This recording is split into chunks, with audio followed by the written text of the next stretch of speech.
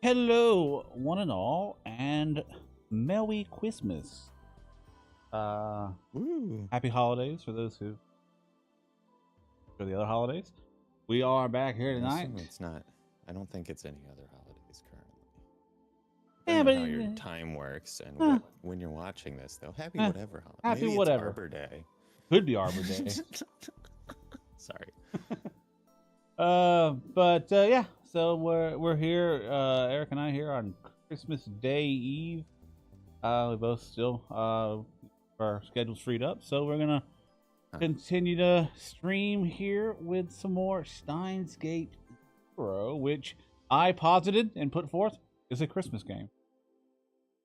I heard that. The claim was made.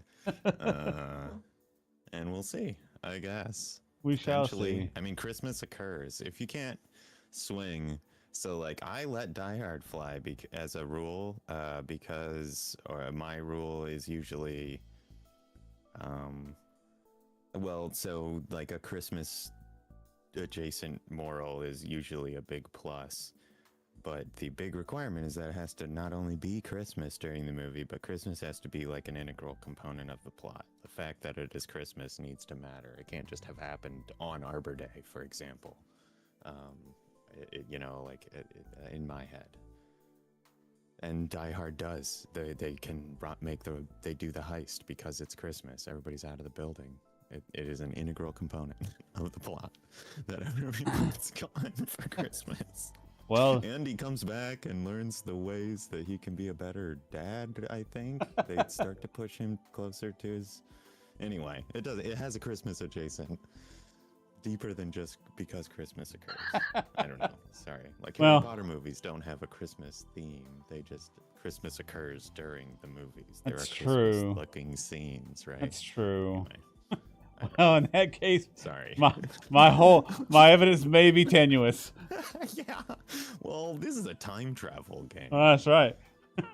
So I guess the real Christmas is the friends you make. Is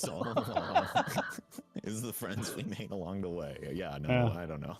One or the other. Oh man. Well, following along that train of thought, we are playing Steins Gate Zero, which is a prequel, kind of. It's time. Timey-wimey. It's timey-wimey. Wibbly wobbly. It is. So, if from what I've heard, there are a lot of people out there that posit that when it comes to at least the anime, if you're going to watch the entirety of the Steins Gate collection in the proper chronological order, it is to watch the original Steins Gate up until.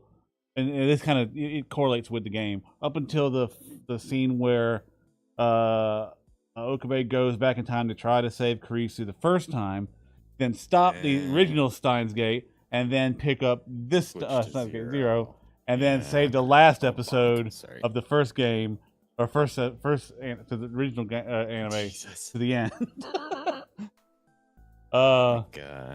Being told that Clone Wars is right. Like, oh, there's actually a real chronological order. Like, what? Why didn't they? God damn it. But that being said, obviously spoilers for Steins Gate and some spoilers for this game so far. This takes place in a universe in which Okabe was unable to save Kurisu, and we follow him forward into next 6 months, where suddenly he meets with some people from U.S. corporation or the Brain Science Institute or whatever that has created using Kurisu's a totally real thing right that exists. Using Kurisu probably is. Yeah, probably. I mean, they probably just call it neurology, but I want brain science to be the term. It's probably a translation thing. Oh man, but anyway, using Kurisu's theoretical papers. Do you mean neurology? No, brain science has to be brain science. No, I do not. Oh man. Sorry. Using Kurisu's theories that she proposed in the first game, They have developed. Johns Hopkins Medicine has a brain science institute. Oh, well, there you go. So not as foolish as you might think. It is. It is just as foolish, but it's real, which It's makes real. it much funnier. The Brain Science Institute. Oh, Okay. I wonder if John Hopkins is, or Victor Condria is like a parallel for John Hopkins then. Oh, it must be then. Maybe, yeah. There you go. Yeah. Okay. All right. I wonder why they switched the names like that. Well, they do with everything in this game too. You know? Yeah, but like, or if there's an impetus behind that specific name, or you know what I mean, like if they did some sort of fancy pants wordplay, or if they just pulled a name out. That It could be. I got to remember how to. Since I'm not triangle, as I recall. Not triangle. I was looking for another skip button too, if memory serves. Okay, yeah. So if we find Victor Condria Universe, oh, it's not in here. All right, never mind. Anyway, they have developed a new AI called Amadeus, which uses Kurisu's theoretical science about pulling memories and storing it as digital data, and so it's like kind of like a 2009 version of ChatGPT going on here with full DreamWorks quality CGI, which makes it feel like a scam. I really, truly, but the it's the I'm trying to remember what the chess robot was called. So the mechanical turk. Oh, I don't remember. Yeah, but there's like just a person inside playing you, and it's like they just had a very, very complex rigging system built, and then there's somebody like Skyping with you with a Snapchat filter on. No, but it's like a scan of her brain from right before she went to Japan. So like ChatGPT is less, it's like less copying a person and actually in person, and more like building the thinking machine. Yeah, at least that's the idea. Whatever, but the crux of the issue here, slightly different concept. It's like almost a digital immortality thing, right? At least you, but not you. What, like how they'd sell it, right. Almost like a Black Mirror episode, really. Matter of fact, there might have been one like that. This feels like actually it should have been if it wasn't. Definitely. Yeah. But there was a double clone bot one. Yeah, there was. The lady has her husband, but it's like trained on his social media data, so it's You're wrong. Right. Yeah. Or like he's wrong or whatever. I do remember that now. Which is gonna be kind of crucial to the plot here, because as stated before, our Okabe that we're playing as is someone who can experience different timelines and has worked and fallen in love with Kurisu in the past, but in this world they never met, and she is dead. And so he's got all these past memories, and now he's dealing with an AI clone of her in his pocket. Apparently, we'll find out here in a second. And he's just all. I've seen the app. Have seen the app. Seem to be operational yet. But old depressed Okabe now has to deal with the fact that he's got an AI girlfriend in his pocket. And we're gonna see how that goes. Are you ready, my friend?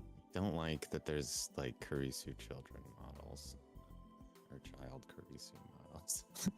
Uncomfortable with where they're headed. He's got weird romantic inclination. Just guys, we've already got one weird excuse for Lolly situation. Can we just chill? Steins Gate. I forgot how anime this shit is. Sometimes it's fun. All right. Well, without further ado, here we go. Dr. Leskinen stopped me before I left. Leskinen. So interested in being a tester. I tilted my head when I heard the professor speak to the translator. Amadeus doesn't have a lot of conversation samples. I've got all the kids in my lab helping as much as they can, but it's not enough. Amadeus is still in the research stage, and we can't just let anyone talk to him. So I want you, Lintalo, to help us since you were her friend. He's it's American man trying to say his name, which is Rentaro, but he's trying to do it in Japanese, so the R and the L's. So there, I see. Okay. I remembered they'd mentioned something about being a tester at parties, so this is what they were talking about.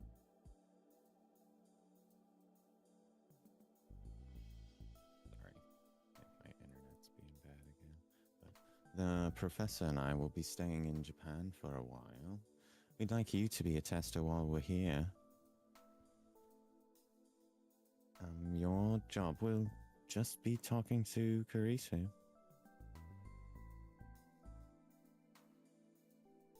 There's no real quota. Just talk to her when you feel like it.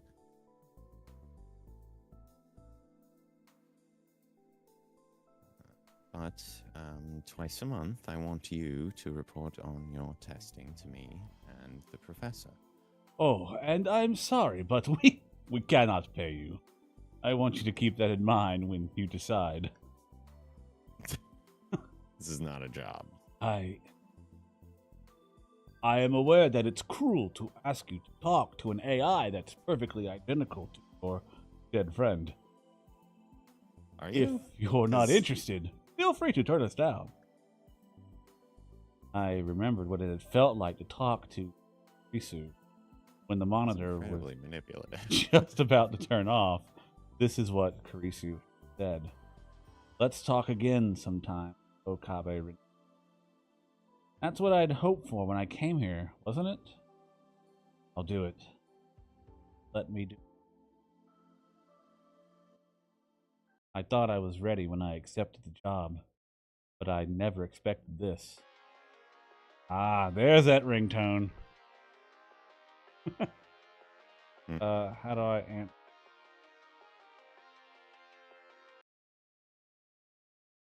Hello?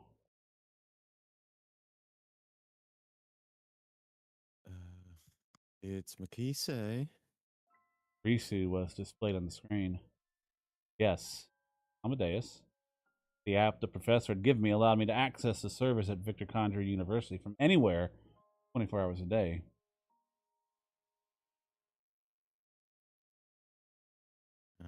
Of course, you'll be able to contact Karisu. But Karisu will also sometimes contact you. When that happens, talk to her. Yeah, an AI that calls you first, huh? This I hadn't predicted. I never thought she would call me, or that her face would be displayed on the screen. Or should I have introduced myself with, it's Christina? She looked really mad. I could guess why. I'd gotten Who the fuck are you, and why do you keep calling me that? I'd gotten 8 calls from Carissa, and I ignored them all. I unsubscribe.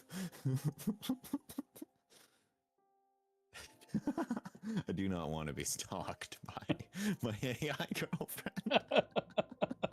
It does not sound okay at all, in fact. She's plugged into the mainframe, man. Who knows? She gets you declared legally dead. Like that documentary, Hackers. Senpai and Dr. Leskinen explained things, so I thought I'd call once myself to make a proper introduction, but you kept ignoring me. I didn't expect see, here's the thing about that, robot. Not answering the first time is usually taken as a fucking hint. I didn't expect you'd refuse to pick up 8 times. Why aren't you saying anything? Talking to a realistic girl on my smartphone with so many people around was pretty embarrassing. You need to get... Well, no, it's just like a vid chat as far as I know, right? Right. Get yourself an earbud at least, though, so nobody else can hear her. I think he does. Yeah, right. Basic shit, man. Well, if you don't want to talk, that's fine, but. What's with you? I was sure this was my chance to talk more than usual. I feel like an idiot. Just know that during the test period, I'm always connected with you. You can contact me whenever you like. Whatever. Yeah, I'm busy, so I don't know if I'll always be able to answer your calls. Liar, you just blew my shit up 8 Yeah, times. man. What is Call this? me to tell you you're busy? No. More than that, strangely polite, friendly Karisu from yesterday. Angry, stubborn, curious than anyone. The way she seemed to be constantly challenging you.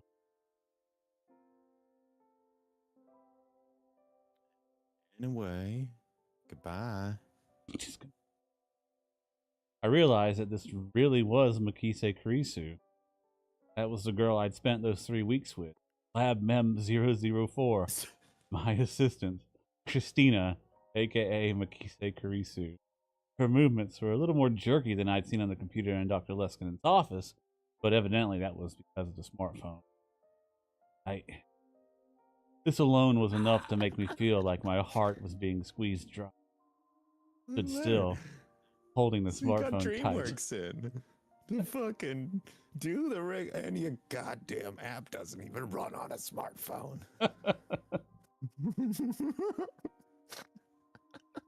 Sorry, it will never not blow my mind that they're like, yeah, we got DreamWorks in. Like, it's not bananas. Kioma, Corinne, what's wrong? Yeah. Oh, I'm coming. Fucking I thought to turtle myself princess bullshit. as I ran to catch up with the others. Maybe Dr. Leskinen was right, and this test would be a very cruel thing for me. But even so, in my mind, I was already starting to think about what I would talk about with Krisu.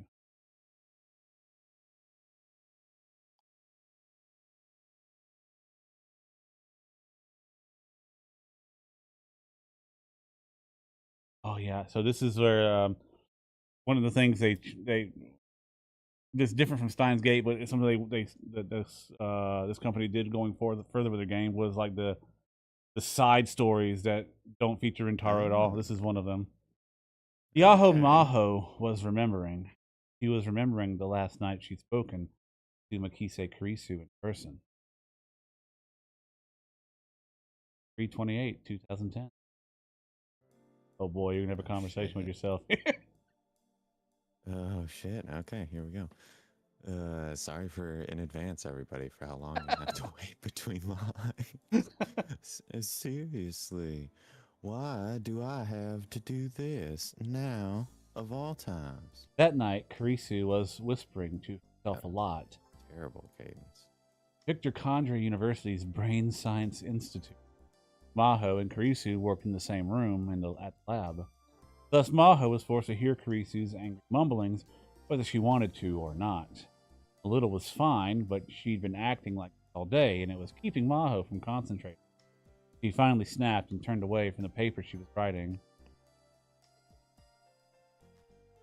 Hey, Kurisu. English was the language most commonly used at Victor Condra University. When the other staff and professors were around, she'd always use English, but when it was just her and Kurisu, Maho would often speak in Japanese.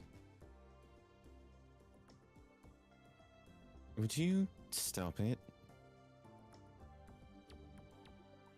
What? Stop what? Kurisu stopped messing with her luggage and turned around.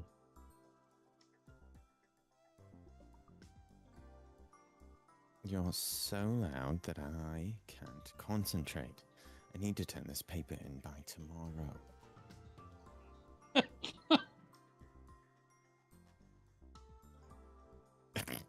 Some shit. Uh-huh. She's like me for real. Was I talking to myself? Want me to sue you for violating the local noise ordinance? Sorry. Kurisu apologized and started to scratch the back of her head. Maho decided to calm down by standing up and going to the shelf where the research notes were kept. There were several books she needed for her paper. They were all up on the top shelf, and Maho was a shorty.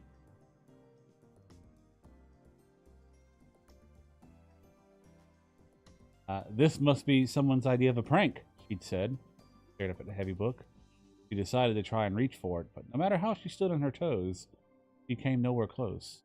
Her tiny little arms seemed to her like dead branches waving in the wind. She bit her lip. After she skipped grades to go to college, and then come to work at the lab, she had more chances than ever before to hate her small stature. Whenever she could walk outside after dark, the cops would stop her. Even with her ID, she couldn't get into bars, and buying medicine and alcohol at drugstores was a pain.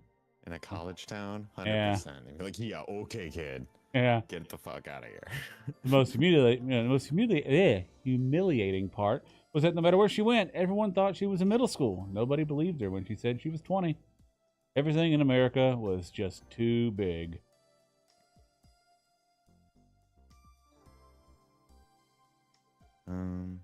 Shall I get that for you? Risu noticed the trouble Maho was having and over, but Maho was stubborn and decided to pretend nothing was wrong. It's fine. I'm not having any problems. Sure you are. I'm not.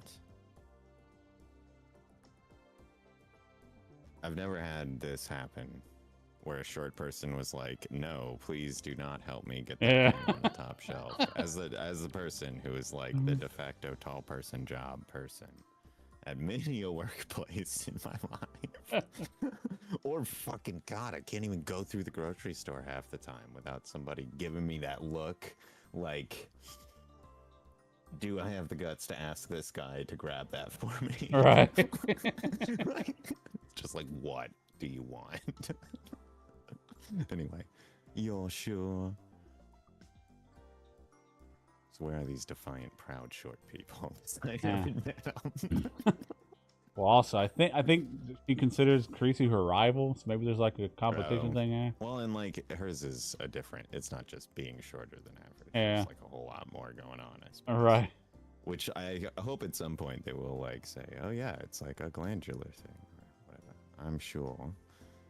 But there's a book on this shelf I want too, so you hold me up. Creasy easily reached up to the highest shelf and grabbed the book Maho wanted. Must be nice to be tall. No, I'm not really that. Oh. Creasy covered her mouth when she realized she said something she shouldn't have. I'm actually short. Oh, right. Thanks. That was a big help. If you need something in Japan, tell me. I'll send it. I will. Thank you. Creasy handed over the book. She spoke. Is that all it takes? And then, never in my life have I been like, if you ever need anything from any of these people that I've grabbed the fucking noodles for or whatever. It's like, I will be there for you. Fucking need to bury a body. I got you. Yeah.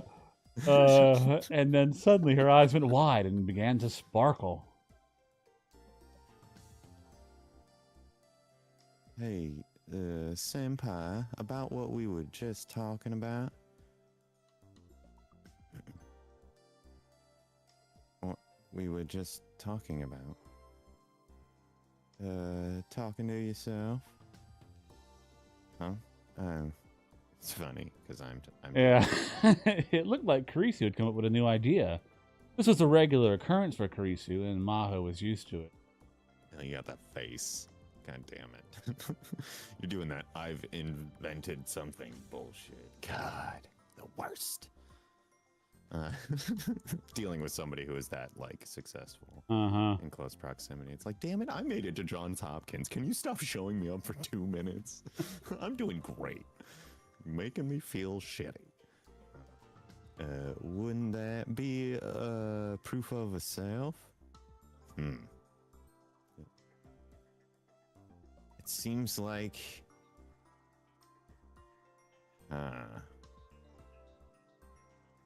talking to yourself, not necessarily, but the idea of thinking through something like that in my head is definitely the proof of self. So Yeah. somewhere in there, for Amadeus,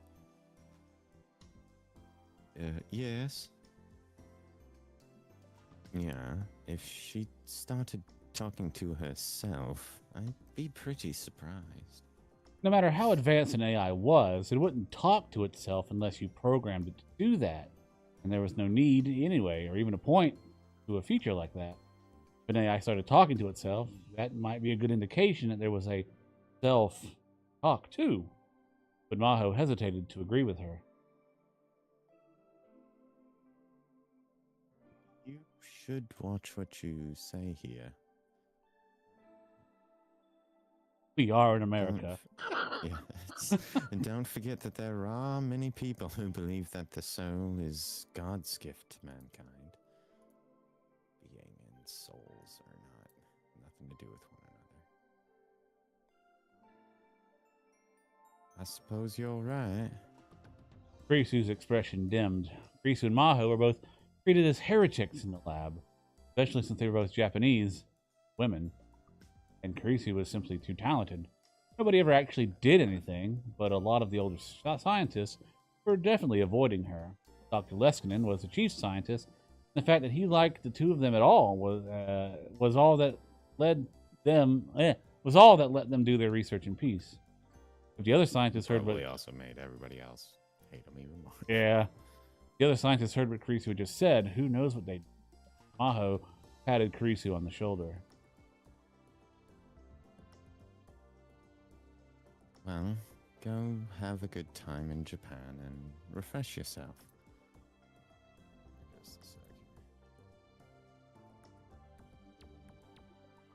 I'm still not happy about that. Why? I think you'll have fun.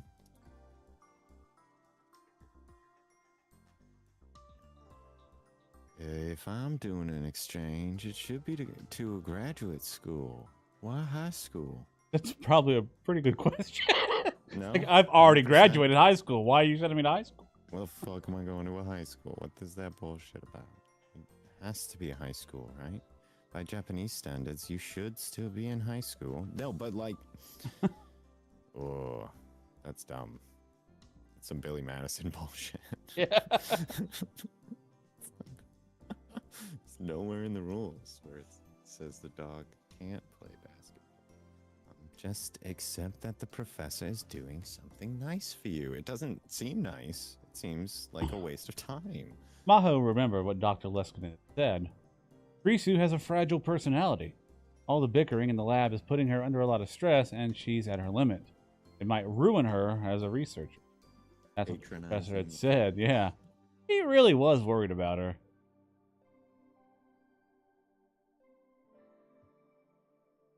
And you have to go to Japan in July anyway, right? It's perfect timing.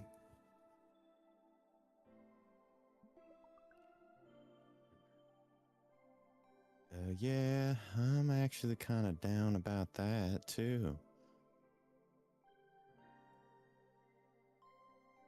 The Akihabara Techno Forum. What was that it? I'm still not used to giving lectures. I don't know what to do. Now that you're published in science, expect a lot more of this. You need to practice. I'd rather not. Krisu whispered to herself. Maho didn't like being around lots of other people either, so she knew how Krisu felt. There were a lot of scientists who wanted to be published in a major journal, then go on to give, but there were a lot of who wanted to be published in a major, and then go on to give public lectures. And she'd beaten out many of them to win that honor. People were jealous. She needed to fulfill her responsibilities, even if just to shut them up. Maybe I'm not that much better, though, she thought to herself. Maho silently laughed a little. She hated herself for doing it. Maybe I'm just as jealous as they are. That feeling, which was A little like fear was something that she'd always felt. The girl in front of her was just that different from Maho. Someone she could never reach, no matter how hard she tried, because she was short. Someone who surpassed everything she'd ever done almost instantly.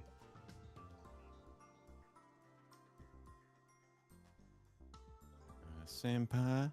Risu was peering into her face, confused. Maho felt flustered.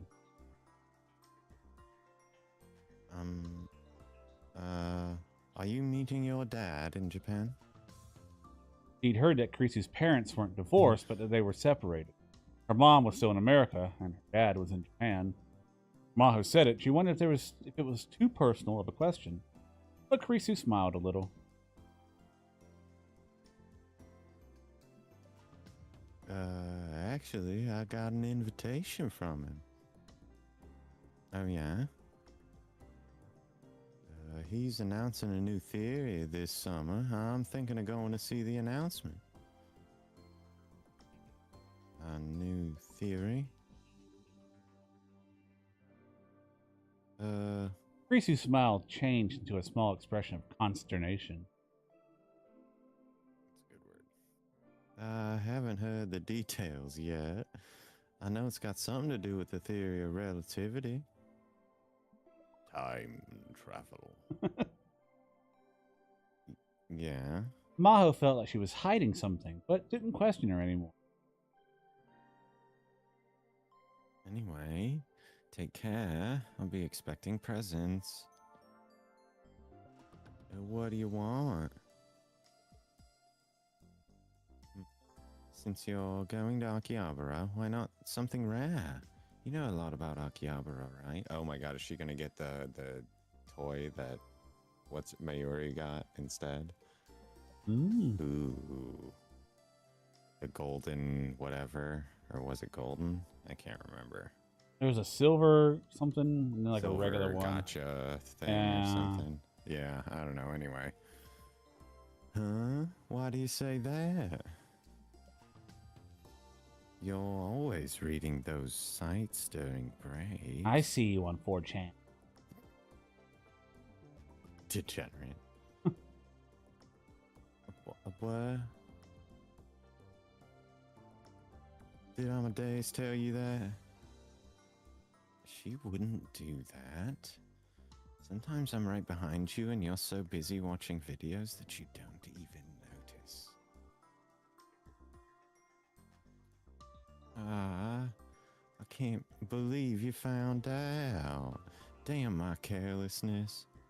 Kurisu actually seemed upset for once. This really surprised Maho. Senpai, please don't tell the others. I don't think it's really something you need to hide, but... The idea of sharing a secret with Kurisu made Maho happy.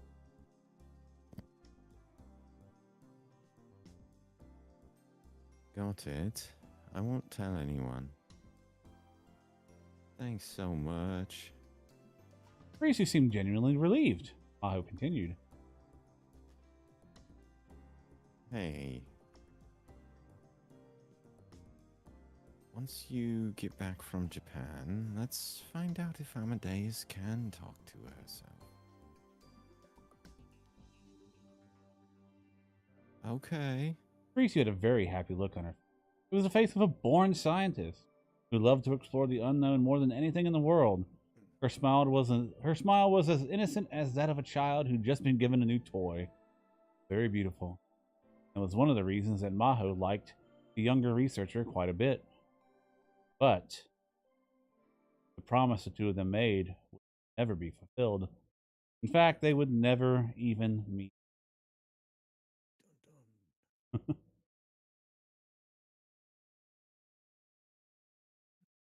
Felt like she was thinking about Kurisu more and more since she was in Japan. Maho didn't know if it was because she was in Japan or because she was talking with the Amadeus Kurisu often.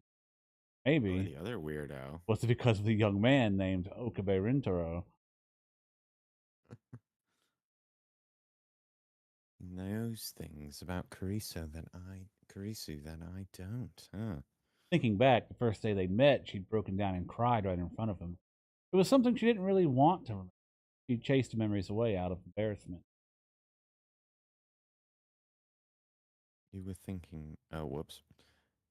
You were thinking, Okabe-san, weren't you?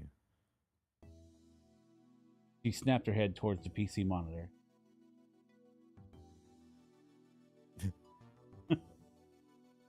Maho was in the middle of a conversation with Kurisu. Yeah, that's right. She shrugged her shoulders and tried to ignore Kurisu's mischievous smile. Don't you think it's strange that Dr. Leskinen's got such a high opinion of him? Unless he's connected to CERN and CERN knows and they're already in on it somehow or another. Or maybe not CERN, but the Council of 100 or some number of whatever bullshit's going on. I can't remember. It's been too long. There's a lot of digging to do to get back into that. Council of 300? Whatever. Council, I think it was 300, yeah. Yeah. He handed over your access rights to a guy he'd only met twice. Is it really wise to trust him so much? Yeah, I mean, he has an honest face. He looked like a nice person. Yeah, I can't tell if he's got any ambitions or not. I feel like I don't really understand him. Do you like him? Did you cut it out? Maho brought her face closer to the monitor and glared, but Kurisu seemed unconcerned.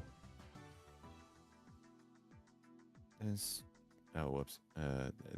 no real need to hide it, is there? I can understand why you didn't want to say anything yesterday when he was right in front of you, but now it's just the two of us. Kurisu may not have looked like someone who would, but she really enjoyed this sort of gossip. Maybe girl talk was the right word. Maho sighed and sat back in the chair.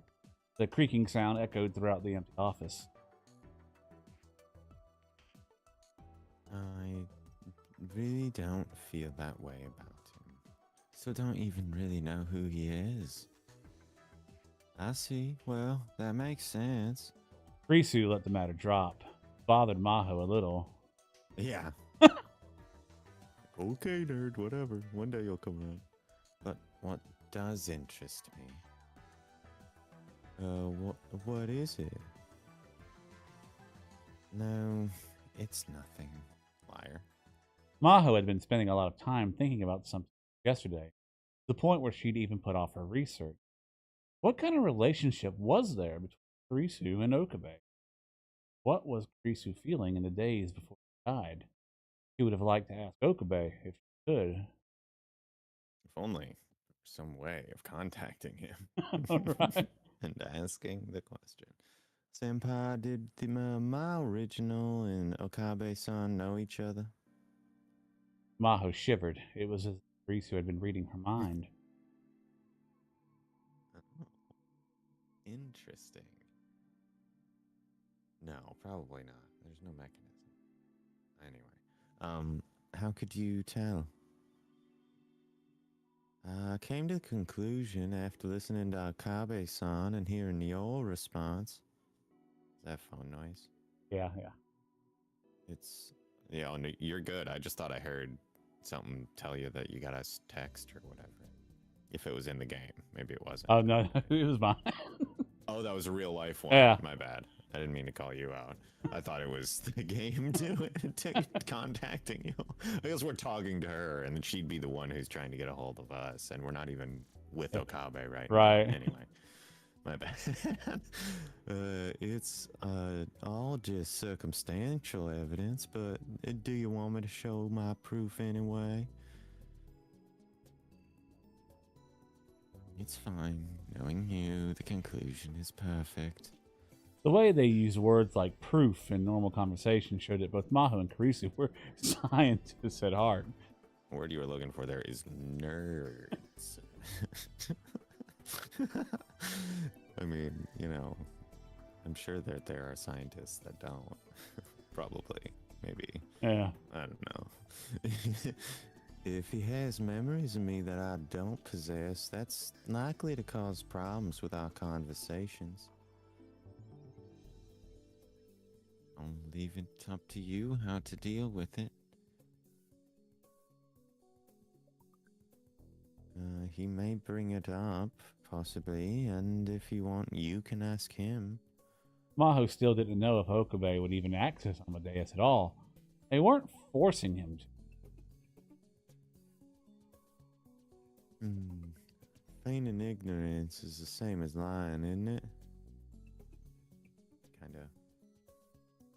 I should be able to get some good data, I think. Yes, it was interesting, but that was her opinion. Researcher working on Amadeus. How would Okabe Rintaro feel about it? Wouldn't this just be rubbing salt on the wounds in his heart? Maho realized she was getting much too sentimental. Almost like you shouldn't be testing on human subjects or something. Right. There's like ethical guidelines, and particularly the whole like, oh, we'd love you to hire, to be a hired on tester, not testee. No, I mean, we're not paying you, but like he should absolutely be paid. He's a test subject. Yeah. It's fucked. It's unethical. They're never gonna get published like this. Maybe it's because I'm in Japan. It had been a week since she arrived. The first thing she planned to do was offer flowers, but she still couldn't bring herself to visit the Akihabara Radio Kaiken, the place where Kurisu had died.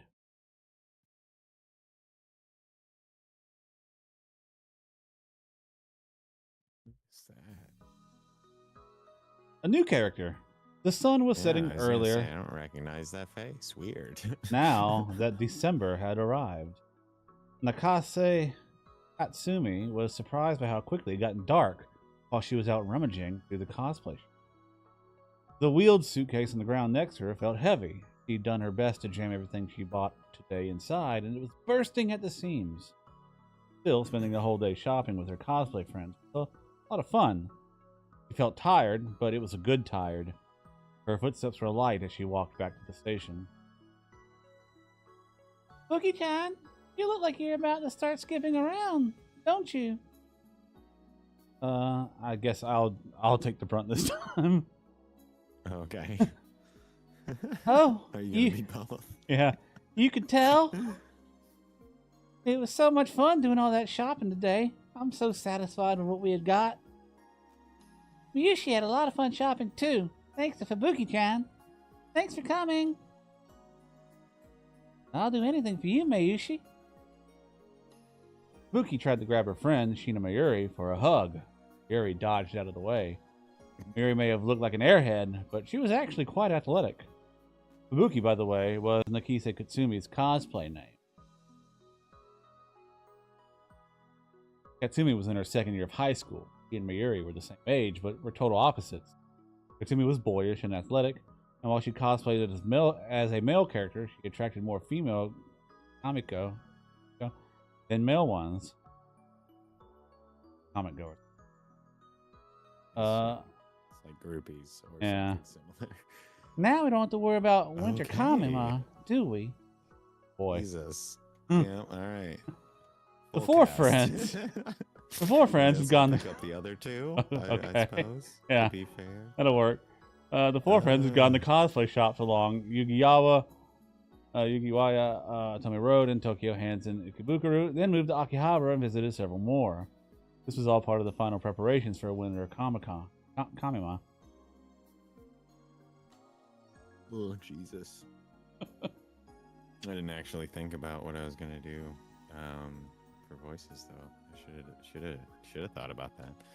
Sure, it's Mayuri-chan doing almost all the work.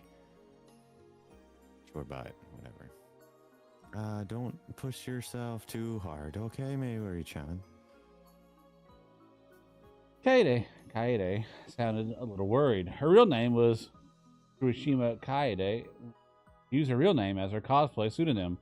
She was 3 years older than Katsume. In college, Kaede was extremely feminine.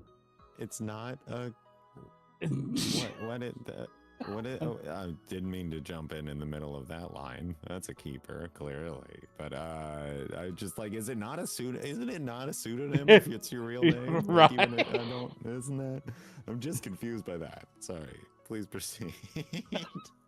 Kaede was extremely feminine, and her measurements were just like the ones magazine models claimed to have. But she was very I don't shy. understand what that means. Oh, I do know what that means. 36, 24, 36. Or something. Yeah. Like Jesus. People had tried many times to persuade her to enter the pageant at her college, but she'd always refused, saying, normal events are kind of scary. But even so, cosplaying at Kamima with the rest of them was something she looked forward to.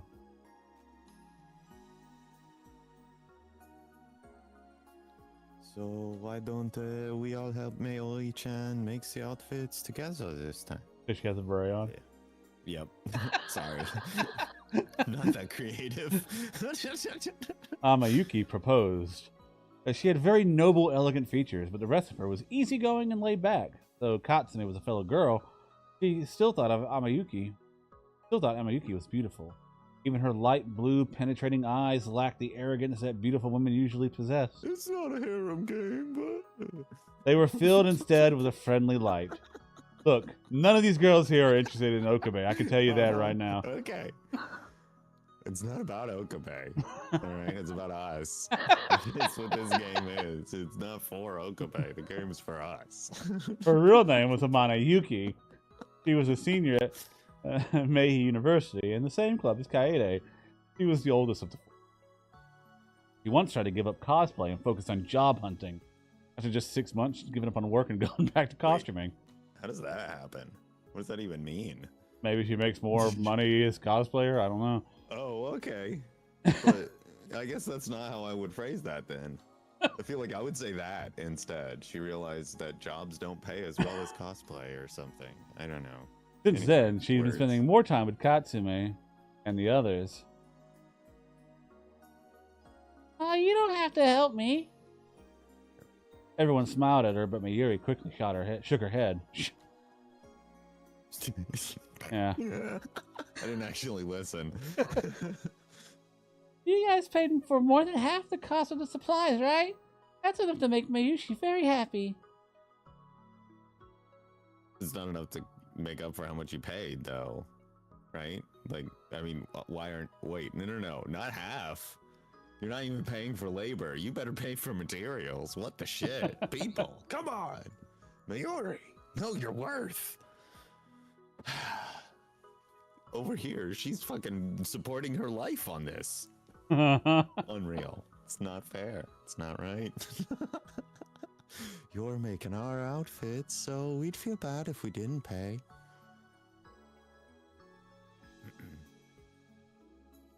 And, you know, I've always wanted to make really nice outfits like you do. Yep. Mayushi's outfits are always really high quality. I'm super grateful. I guess she gets paid in exposure. You see, we really want to help Mayoi-chan. Okay, let's all make them together. Katsume knew that it made Mayuri really happy when someone praised her cosplay outfit. Oh, but there's actually a favor I wanted to ask you guys. You start pulling your fucking weight. A favor? You see... Yeah. Mayuri told them about an event that had quickly become a mainstay of the Japanese holiday year. We're having a Christmas party. So it's plot relevant. There you go. All right. Okay. So Mayushi was hoping that Yuki-san and Kaede-san and Fubuki-chan could all come. But could this be an Arbor Day party?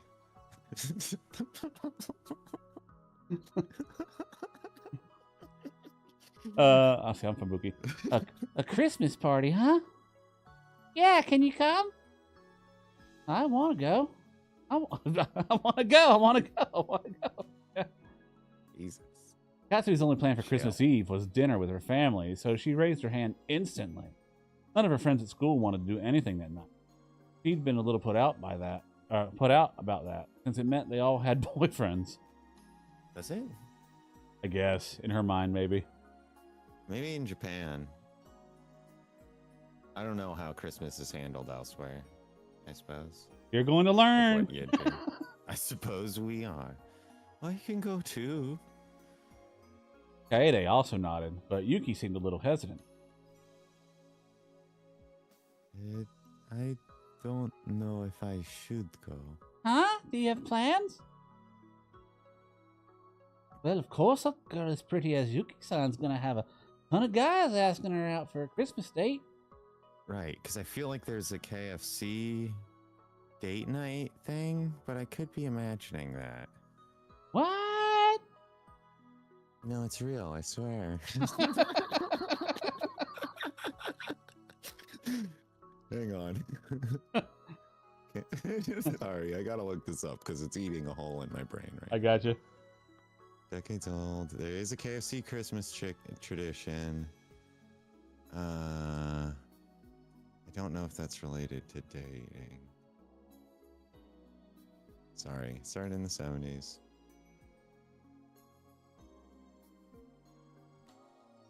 Kentucky for Christmas, KFC. Oh my God. Brilliant market. This is the power of marketing, people. 50 years later, cultural norm. Sorry, it's a family thing. It seems like on the day they go to KFC. You mean juicy chicken number one? That's not true. I Really? think it's Yuki. Is that her? Yeah. I'm trying to remember. Then I'll take you for myself. I'd rather go on a Christmas date with you than do anything else in the world, Fubuki-chan. Oh, I love you, Yuki-san.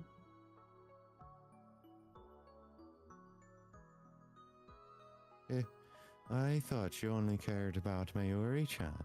I love Mayushi and I love you too.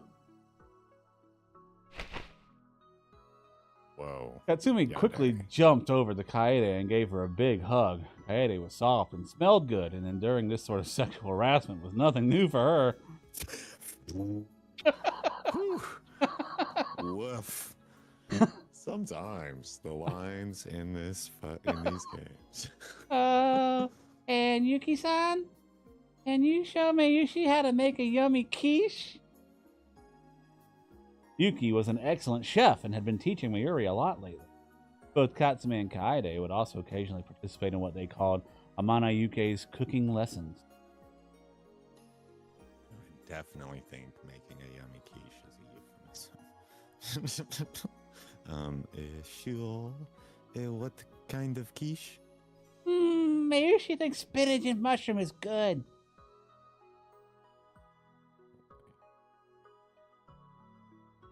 Tomato and bacon is good too, you know.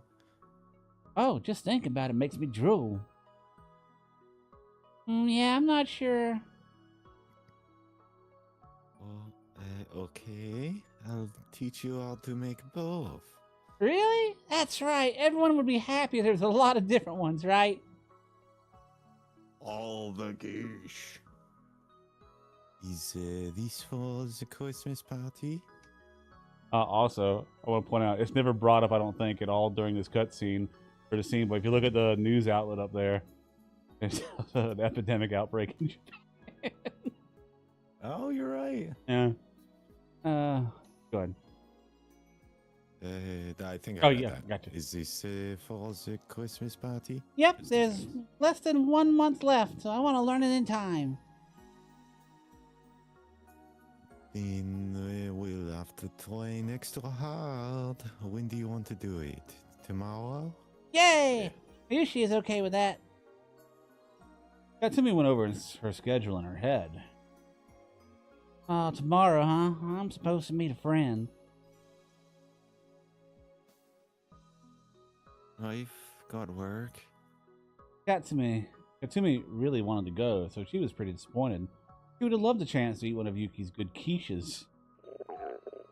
As she thought about the quiche, her stomach began to rumble. It was about time for dinner. Yuki and Mayuri worked out the time and place for their meetup. The place I'm staying is a little far from here, so. How about the lab? Yeah, that's fine. I'll work hard and learn the recipe.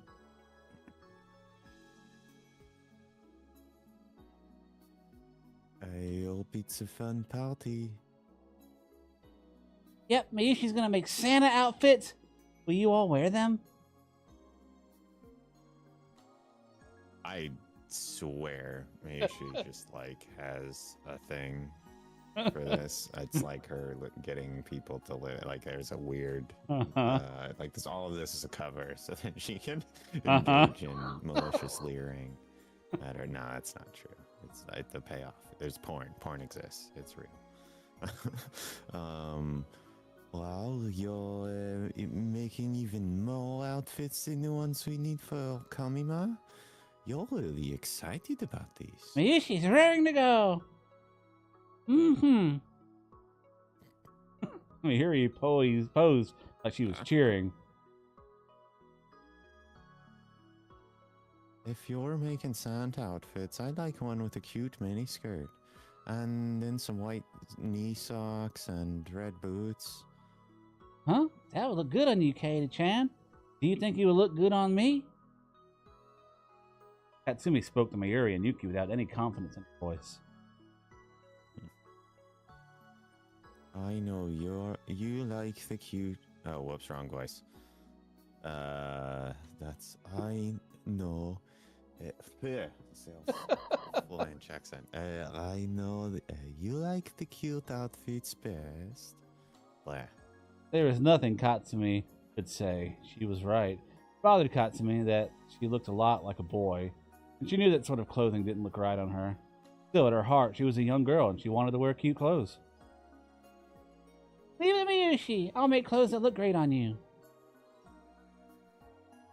Ooh, that's my bride. Marry me. You're so silly, Fubuki-chan. Don't talk like Daru-kun does. Right. Ugh, getting compared to that perverted gentleman kind of hurts. Hey, by the way, if you're going to wear this Santa outfit too, what? You're going to wear the Santa outfit too, right, Mayori-chan? What? Fair's fair.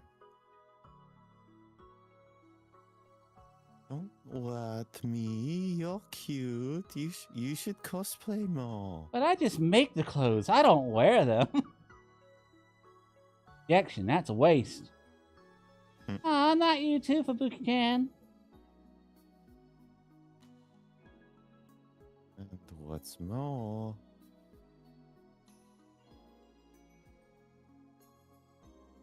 I bet Okabe-san wants to see you in the cute cosplay outfits. Huh? Okarin? Mayuri made a weird noise as soon as she heard that name. Okarin-san? Oh, Mayushi's boyfriend, right? Katsumi had met him many times. He was tall, but always looked pale and thin. Whenever he laughed, he seemed kind of sad. What Mayuri said, until just half a year ago, he'd been a totally different person. She said he was haughty and arrogant, but also kind, and a great leader. Mayuri was known to let her emotions influence her judgment, so Katsumi didn't know how much of that description was accurate. Now he's just a tall loser. Looks like he's on drugs. Yeah. Mayuri started to freak out even more after hearing the word boyfriend. Fubuki-chan, Okarin and Mayushi aren't like that, okay? Yeah. Oh, come on. Yuki and Kaede weren't buying it either. Honestly, Okarin and Mayuri seemed more like an old wedded couple than that had been together for years than boyfriend and girlfriend. It's true. Okarin has somebody else he likes. What? Mayuri sounded totally unconcerned, which made Katsumi even more surprised. Is that true? Really? Yep. Who could have guessed? It was Yuki, the eldest, who spoke first. Um, Sully, should we not have said anything? Nah, Mayushi and Okran are childhood friends and get along great. So it's okay. I see. Mayuri's smile seemed very sad to Kat. She felt the sudden impulse to give her schoolmate a hug. Anyway. Mayuri smiled and walked over to Yuki as if to blow away the awkwardness. So, what about you, Yuki-san? Huh? Me? Yep. So you spending Christmas with your boyfriend?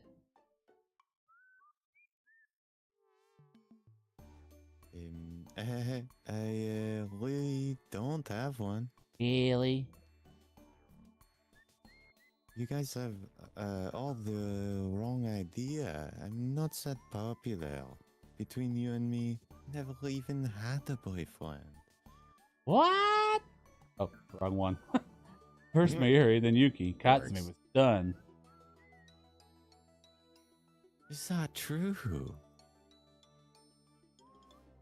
I didn't think it would be that much of a surprise. Then Yuki-san, Mayuri started to fidget. How about Daru-kun, maybe? Mayuri, why would you do that? Why would you do that? Do you not like her? Is she mean to you? Unacceptable. Friends do not let friends date people like Daru.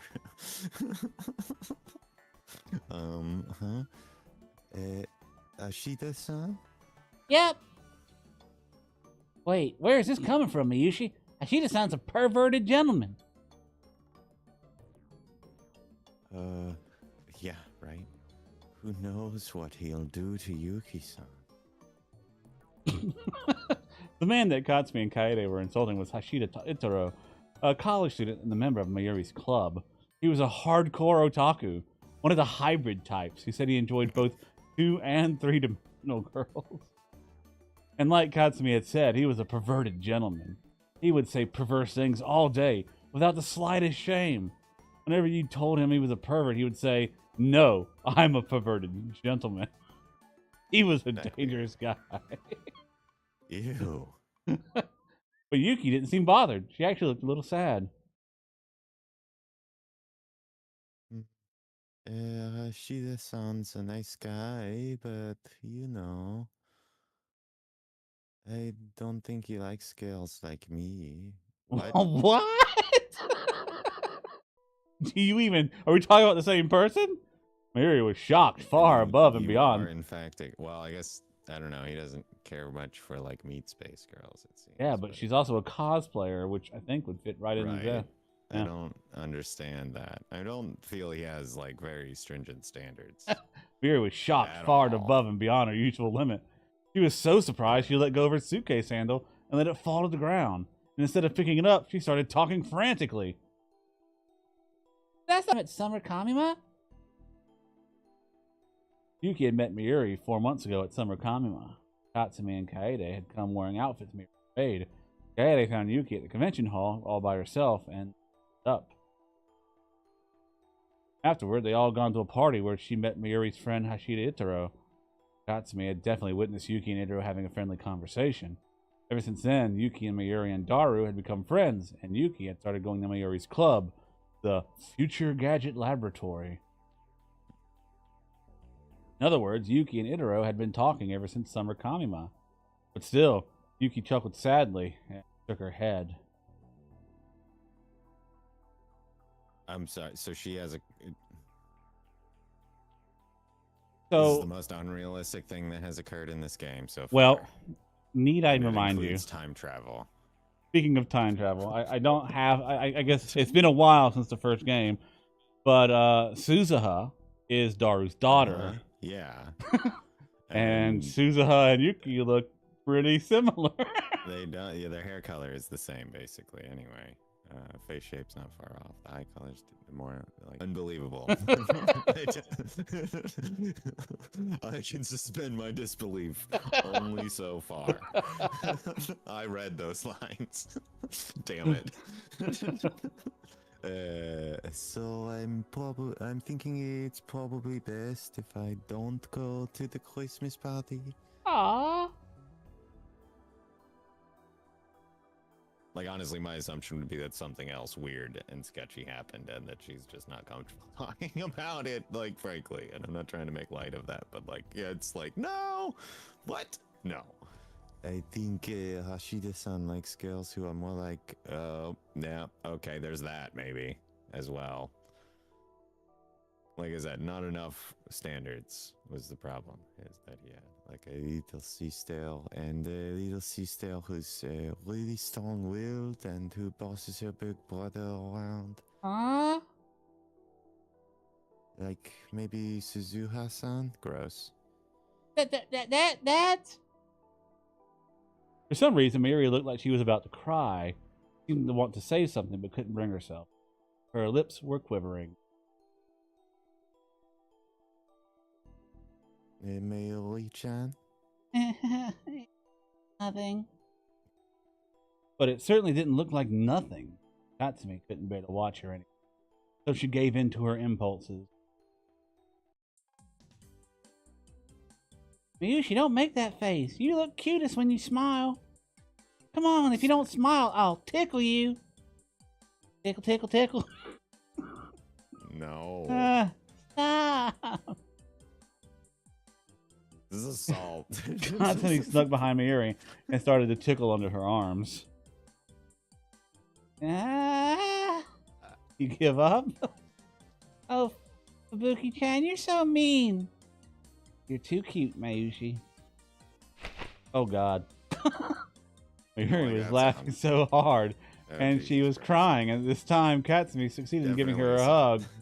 Even though they were in public, she started rubbing her cheek against her. Miyushi, I like you. I love you. Hey, Fubuki-chan. I want to... Oh. Have fun. That. I want to take you home. I guess. And lick you forever. This seems more like the girl who's gonna end up with the daughter. Because her eyes are actually the same color. Maybe. That'd be really bad. I don't care if it's bad. Marry me. Can't do that. Miri tried to run away, but Fubuki grabbed her and started to kiss her all over. Assault. Yeah, I gotta not do that. I'm kind of tired. That's Miyushi's line. In the end, Katsumi kept clinging to Mayuri. That's kind of funny, Joe. It's like, oh, I have a headache or something. In the end, Katsumi kept clinging to Mayuri till they reached the station. Felt a lot better, but catching Mayuri when she tried to escape used up a lot of energy. Either way, now that she was satisfied... Gross. She shuddered and turned back towards Mayuri as an image came into her mind from out of nowhere. He's got Rubinstein or whatever. Okay. Hey, Mayushi? What is it? Let's cosplay together at Winter Kamima, okay? I told you before, right? For Winter Kamima, Mayushi's just gonna make things. That's fine. Just make sure you come to Winter Kamima with the three of us, okay? Of course. That's what we all did the shopping for, right? Yeah, but still, I promise. It's a promise, all right? Yeah, it's a promise. Don't get hit by a car or something. Miri and Yuki split up with them in front of the station since they were taking a different train. Bye-bye. Good night, Mayuri-chan. Wait. Damn it.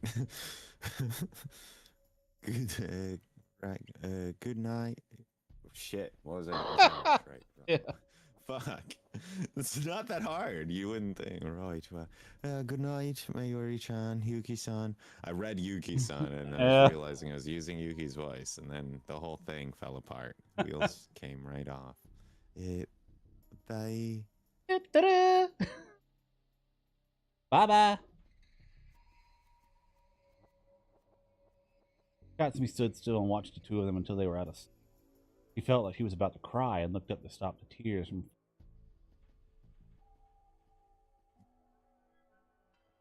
Kabuki-chan? Huh? Kaede was standing next to her, worried. What's wrong? I'm sorry, it's nothing. It's not nothing. Is there something going on with Mayuri-chan? You know, that whole thing? The assault. Please, tell me. Even after Kaede asked, Katsumi wasn't sure to tell her. There was no way she'd believe it anyway. You were more hyper than usual today. Felt really forced. Noticed. Of course I did. Katsumi and Kaede had known each other for 2 years. Since their ages were so different, they treated each other like an older and younger sister. Times like this, Kaede was really sharp. Kaede didn't talk much. That meant she paid a lot of attention to the around her. Part of it was also that Katsumi wasn't good at hiding things. She just couldn't lie to Kaede. Necessarily follow. No matter what. Because you are checked out. Yeah. He gave up. They give you a heads up. And decided to say it. Mayushi. Yeah? He's going to die. To die, yes. What? What do you mean? Katsumi remembered the nightmares and the things she kept seeing no matter how much she didn't want to. I have these dreams. Dreams? They started in the summer, I think. Every night I have dreams about Mayushi dying. Each time you and I are there crying and crying, but there's nothing we could do. One I had last night was the worst.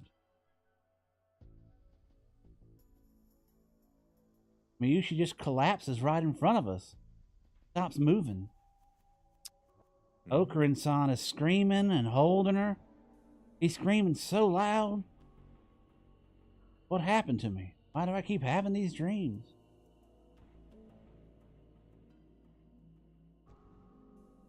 Oh, goodness. Calm down, Kabuki-chan. It's probably just because you're tired. Is it? Well, I can't sleep because I keep having the dreams. Is it really?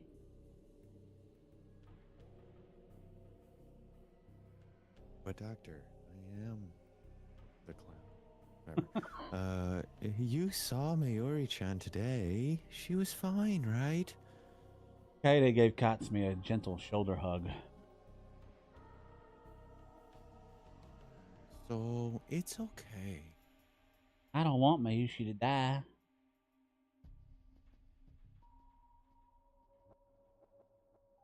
Excuse me. Sorry.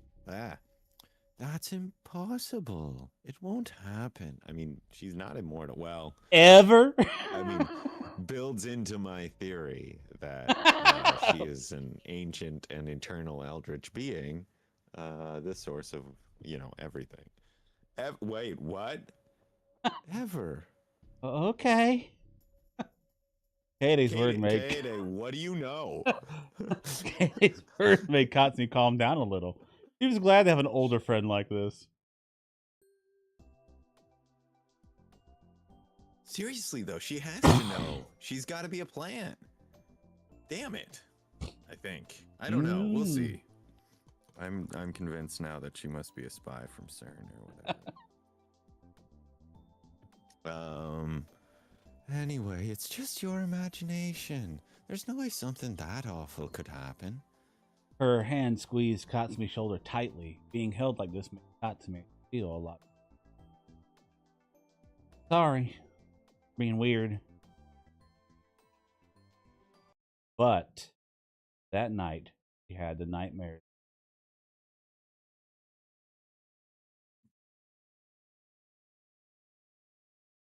Suzuha. Shit, was I voicing her? I think you were, yeah. I have no idea what I did. Amane Southern? Souza. Did I I do Southern? think What it, did I do? Yeah, because Darius. Yeah. yeah. Just higher pitched, I think. Anyway, Amane sorry. Suzuha was about to run out of patience. The cause was the young man in the room with her father. Ashita Itaro, aka Daru, his massively obese body was leaning forward over a computer monitor and a dopey grin on his face. He'd finally gotten up around 11 a.m., gulped down 3 cups of instant ramen, and was now surfing the internet. Oh, good. I get to talk to myself again. Excellent. Hmm? Oh.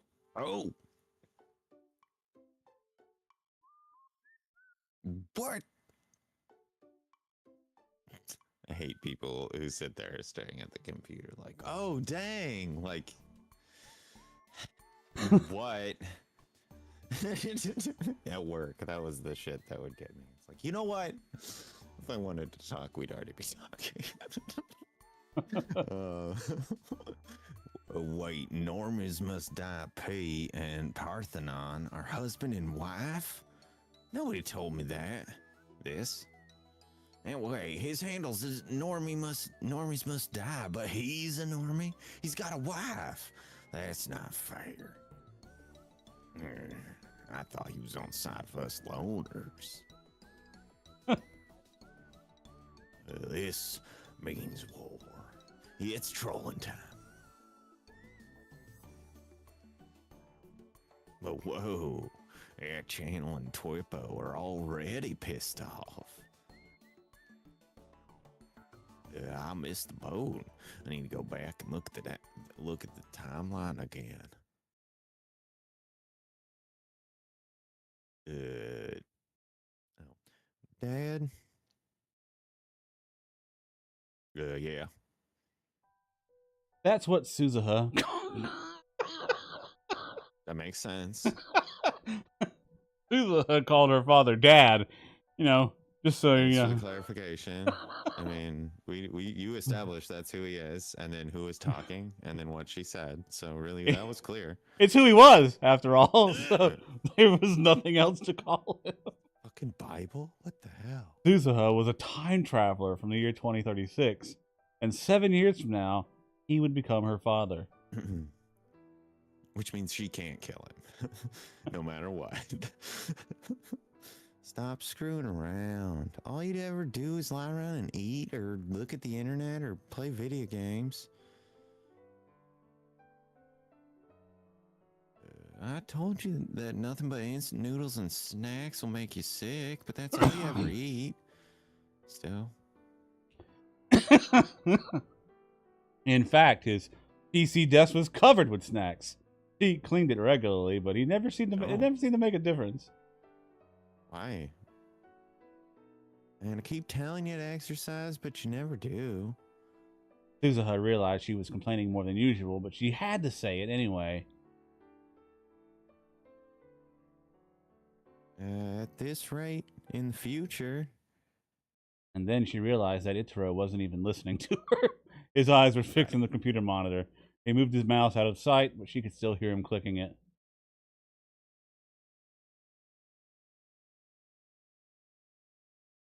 Listen to me. Suzuha approached her father from behind and put the hairspray hand she'd been hiding up to his neck. That's way too big. If you get caught by this, you're a schmuck. Itaro seemed to think it was a gun. He stuck his hands up. Threats like this worked. They worked because she told him that she'd survived World War III in the wars and chaos of 2036, and that she was ready to draw a gun and pull the trigger whenever she needed to. Which is true. So, this is Suzuha. If you don't stop, Daddy's gonna get mad. I'm getting mad at you right now. Right? Sorry. But you know about my secret job, right? I'm pretty busy with that.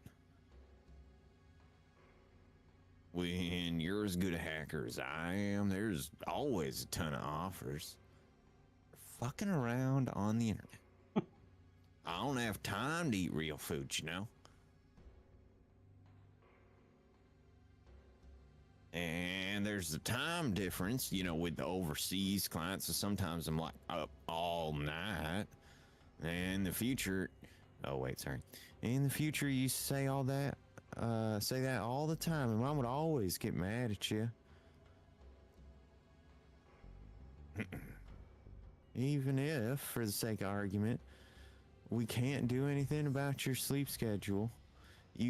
I can't let you keep eating all this unhealthy food. You'll stop immediately. Got it? But works hard, and so's the time machine research. I need to relax.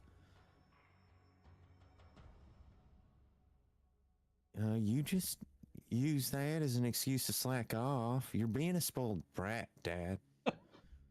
Suzuha was always amazed that her dad managed to survive the future's wars. But since the time machine research would affect the future, and eventually Suzuha's very presence here, she couldn't tell him to stop. Even after Okabe Rintaro stopped coming to the Future Gadget Lab, Itaru had kept working on the time machine all by himself. Suzuha never said a word about it. If she did, it might create a time paradox. Just remember, you can't examine the time machine that came from the future to build your own. She decided to warn him again. I don't think that he's listening to that. I know that, but sometimes I lose confidence. Can I really make a time machine? Of course you can. Hang in there. Gun to head. Okay. Suzuha took the hairspray can off his neck. Yep. Yeah. Gun to head. That's the setting. Hey, I was sure that was a gun, and it wasn't. How can you trick your own dad? Very easily, apparently. I'll use a real one next time, okay? Please don't. Suzuha put the can of hairspray back on the shelf. It was something Okabe Rintaro had left when he lived in the lab. It was still here since his owner never came back for it. You know, in manga and video games, it's always really cute when a girl scolds her dad. Gratification. Gross. That's something else. Suzuha, can you try to say, "Oh, geez, don't do that, Papa," in like a really sweet voice if you can? Never mind. Her dad shrank from Suzuha's glare. Huh. Suzuha sighed loudly and dropped herself to the sofa. She leaned back against the headdress and stared at the ceiling. And closed her eyes. Don't meet your parents. Right. Their younger selves, at least. Dude, oh my god, yeah. That's some real shit. Don't travel back. It's very much like Back to the Future. You know? Don't meet your parents.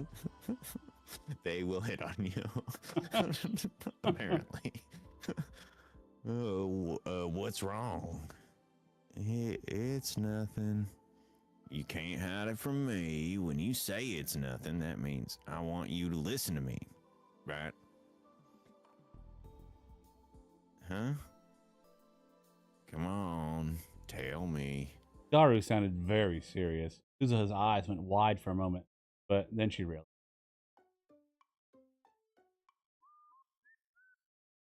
That line. That was in the girl game you were playing earlier, wasn't it? Yeah. That's the phrase that triggers the flag, right? He'd been living here for 3 months. He was starting to learn a little about Akihabara's culture circa 2010. Dad, you better not be thinking about trying to take my route, okay? Fucking grody. I'm not. I wouldn't do that to daughter. Really?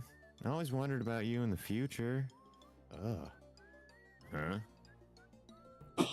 Even after... Oh, God. Even after I hit puberty, you were always kept asking me to take baths with you. What? That's scary. I was in the military and you were always working on the time machine, so we couldn't always be together, but you always got huggy around me. It's honestly kind of obnoxious. Gross. Her dad looked honestly depressed, and she realized that she'd gone too far. You know, you always said to me, this is the worst world line possible, but your birth was the best thing that could have happened. Oh. I don't want to disappoint future you, Dad, so I need to convince Uncle Ocarin no matter what.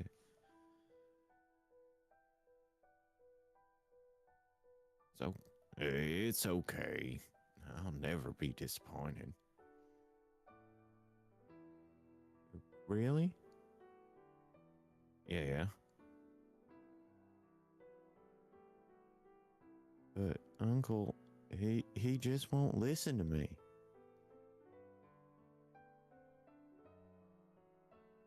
He's not going back to the past like this. He won't rescue Makise Karisu, and he won't reach Steins Gate.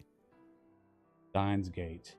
That was the name of this game, and the mysterious world line her dad had told her about in 2036, where World War III might not occur. Leading Okabe Rentaro to that world line was her mission. Right now, it wasn't going all that well. Suzuha had come to 2010, and just like the mission had called for, he succeeded in sending Okabe Rintaro to July 28th. But then he failed. He wasn't going to try again. Every time they met, she'd try to convince him, but who knew if her words were having any effect?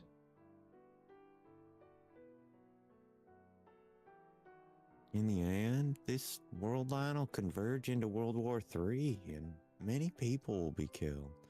Came here to change this, but maybe fate says I can't. Suzuha had something else she had to do here in Akihabara in December 2010, besides convincing Okabe Rintaro, and it meant she was running around every day. The exhaustion was starting to take its toll on her. Is she still working for the TV shop?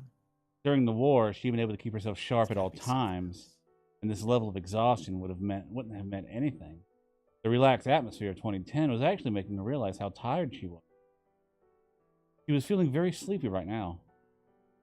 She was surprised at how willing she was to fall asleep in such an undefended position, but she didn't think she could beat the temptation. And then suddenly, she felt something extremely cold on the back of her neck. Turnabout, fair play. Yeah. She snapped awake in an instant. And then Her movements after that were lightning Yeah. quick. She jumped up and Right. slid behind the massive body in front of her, which obviously belonged to Itaro, then grabbed his arm and twisted it as she dropped him to the floor. She went to draw the gun at her hip, and her hand swiped through empty air. And then she came back to reality. Her gun was hidden. She wasn't carrying it. This wasn't 2036. Ow, ouchies. Okay, not a funny joke. I get that. 2 cans of Dr. P clattered to the floor. That must have been what he put on her neck. What are you doing, Dad? Getting you back. Oh God, my arm. Please let go. Real shit. I was half asleep, so I almost killed you. What? I told you. That's how I've been trained. This could have turned out really badly for you. If I'm armed, you're cooked, kid. Fine. Just let me go. This really hurts. Oh, sheesh. Suzuha let her father go. Ow. Itaro rubbed his arm and stood up and grabbed the cans of Dr. P off the floor. He offered one to Suzuha. Anyway, you're giving up too soon. Keep at it a little longer. I think Okarin's just tired and sleeping. Put some cold Dr. P up to his neck like I just did, and he'll wake right up. I mean, it's Okarin we're talking about. Yeah. She realized her dad was trying to cheer her up and nodded. Then she heard footsteps coming upstairs and something slightly off-key humming, or some slightly off-key.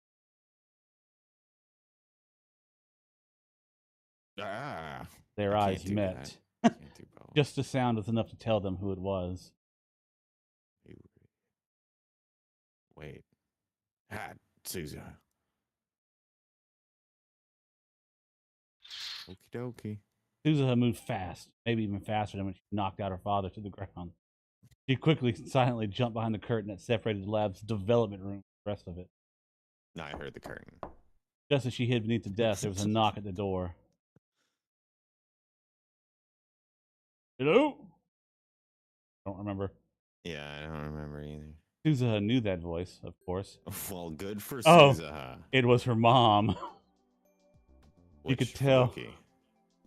You could tell from the noises he was making that her dad was panicking. There was another knock. Of course, Suzuha would know who her mom is. Yeah. Yuki. Oh, damn, it is. Damn.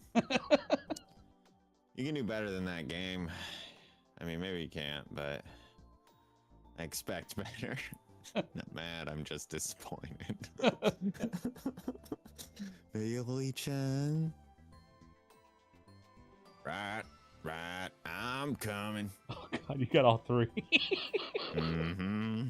Ichiru went to open the door. Suzuha took a deep breath and concentrated her mind. She remembered the time. Yeah. She remembered the time she spent 3 days and 3 nights on a battlefield with no food and nothing to drink, constantly aiming her rifle at the target. She erased any trace of her presence that could give her away. Her breathing started to become shallow. Dad, don't screw this up, okay?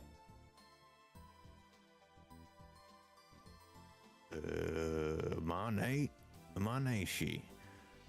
Yeah. You're meeting Mayushi today? I don't know why, but Maneshi looks different than Mayushi. I don't know why. It's the same suffix or whatever. Ichiru came back to the room with a girl.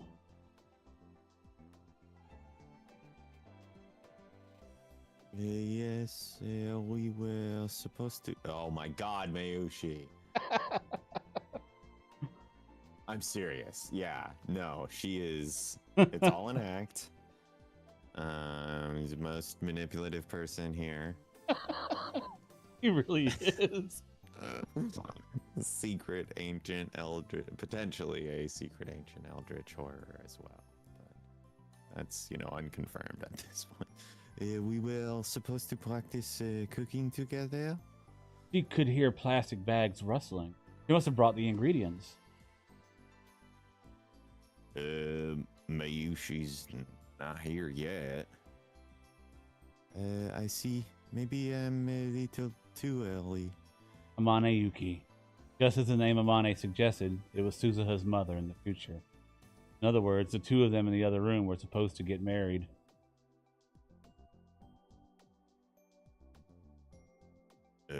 Well, yeah, wait. Yeah, I guess I don't know how taking names works. But apparently she ends up with her name. Yeah, but anyway, well, if you two were supposed to meet, I'm sure she'll get here eventually, right? Can I wait here? Of course. You're gonna be cooking here, right? Yes, I hope you'll do some taste testing for us, Ashida-san. I don't know if I want to eat Mayushi's cooking. Don't worry. Mayuri-chan's gotten a lot better lately.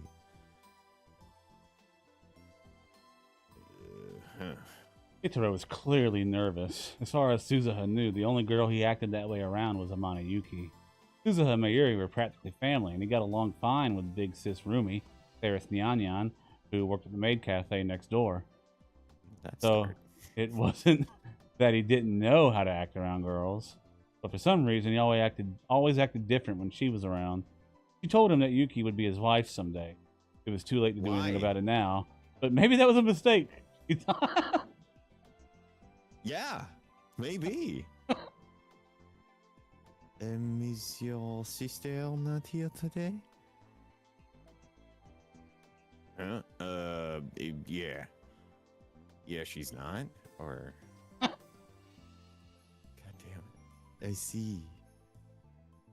Ashita Itro's sister was none other than Suzuha herself.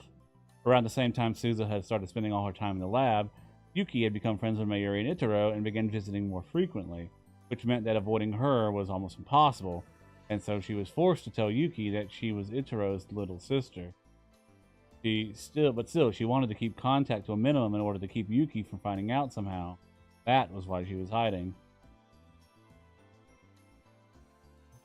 What? What do you think of this outfit? I just bought it. Yuki showed no signs of noticing Suzuha.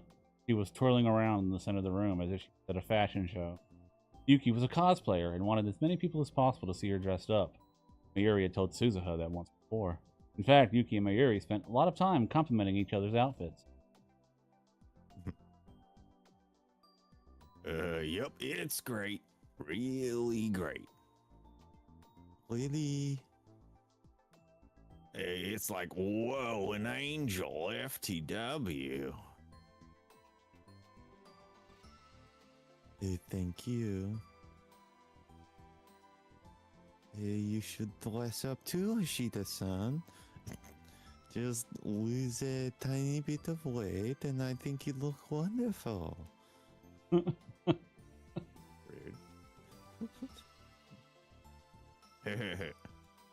I'm serious, you know. Oh. Hashida Itaro and Amane Yuki. As she listened to their awkward conversation, Suzuha remembered the last time she said goodbye to her. 2036, August 3rd.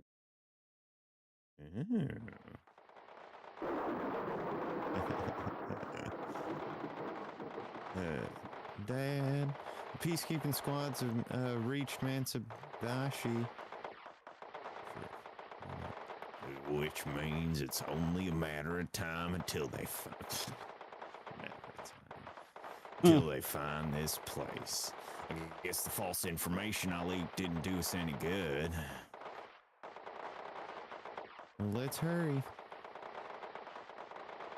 Yeah, I'm opening it up.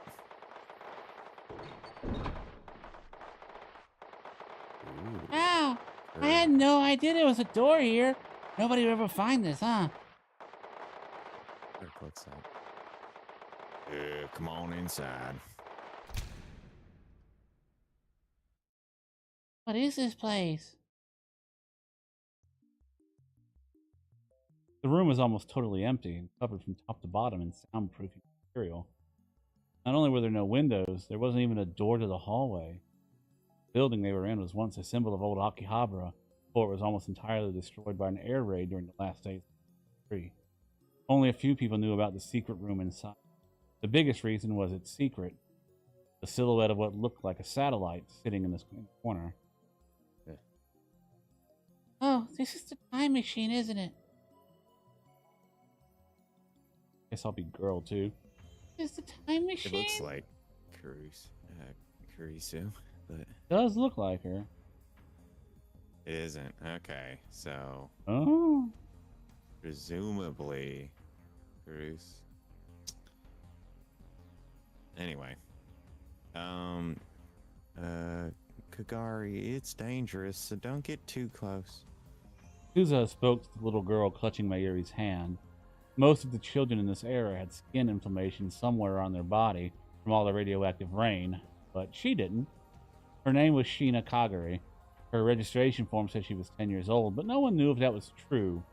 She was an orphan who lost her parents in the Tokyo air raids when she was a baby, and nobody even knew her birthday. The name Kagari had been given to her by Mayuri, who was working at the child welfare center that had taken her in. She took it from the word Kagaribi, which meaning bonfire, and hoping she could be a light even in these dark days. It had been 4 years since Mayuri had adopted her, and her name on the registration form had become Sheena Kagari. It's pretty, Mommy. Yeah, it is. Souza motioned for the Sheenas to step back and put her right hand on the right eye up at the time machine sensor. The biometrics check cleared and the hatch slid open. It's crazy. It is. She went inside Fucking and is. fastened herself to the seat. Just not yet. Oh, we've never done a man jump of this length before, but the technology is just fine. Just do it like the test jumps. I'm like convinced that she's gonna get grandfather paradoxed into real Kurisu somewhere along the way. That's why she's like a savant genius girl or something like that. She may already be like the Amadeus copy input into a human form. We'll see. I We'll don't see. know. That would do the whole paradoxy do. Anyway, okie dokie. Souza began to flip switches, working her way through the startup procedure. She practiced it hundreds of times in preparation for this. The faint rumble from the machine began to get louder. According to the data, the spot we're in now was the roof of the old Radican. Wait, what? Why is there how'd you go down from a... Whatever. There's a gap of about 1 meter, so when you land there, there's gonna be an impact.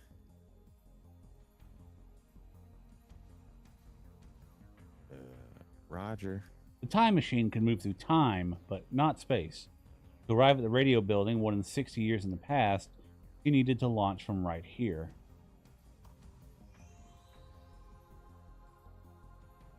Even if something happens, stay calm. Remember your training. I'll be fine. I believe in your machine, Dad. Her words must have meant a lot to him as he stuck out his lips towards her. She squished him back with her hand. Oh. Okay, maybe not. I thought it was cute, but maybe not. That's creepy. I mean, That makes me sad. It's still Not Daru. like your daddy, Souza, huh? Yeah. That's not good. Ew. Yeah. When you do it, it seems like you mean something else. Tee-hee. Come on, I wouldn't think of my own daughter that way. Oh, God.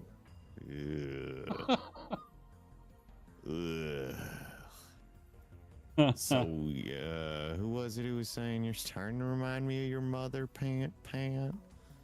Her mother wasn't here. The She'd become a very victim of the war, Radicon. brutally killed by the peacekeeping squads. Don't take my jokes seriously, please. Maybe don't make those kinds of jokes. Right. Your fucking daughter. Who thought? I don't know. Not a parent. What do I know? What? What? It was a joke? Souza's voice sounded kind of disappointed. She set the destination for August 13th, 1975. Her first mission there. That does it. Okay, Dad. May you... She was about to say her goodbyes, but then...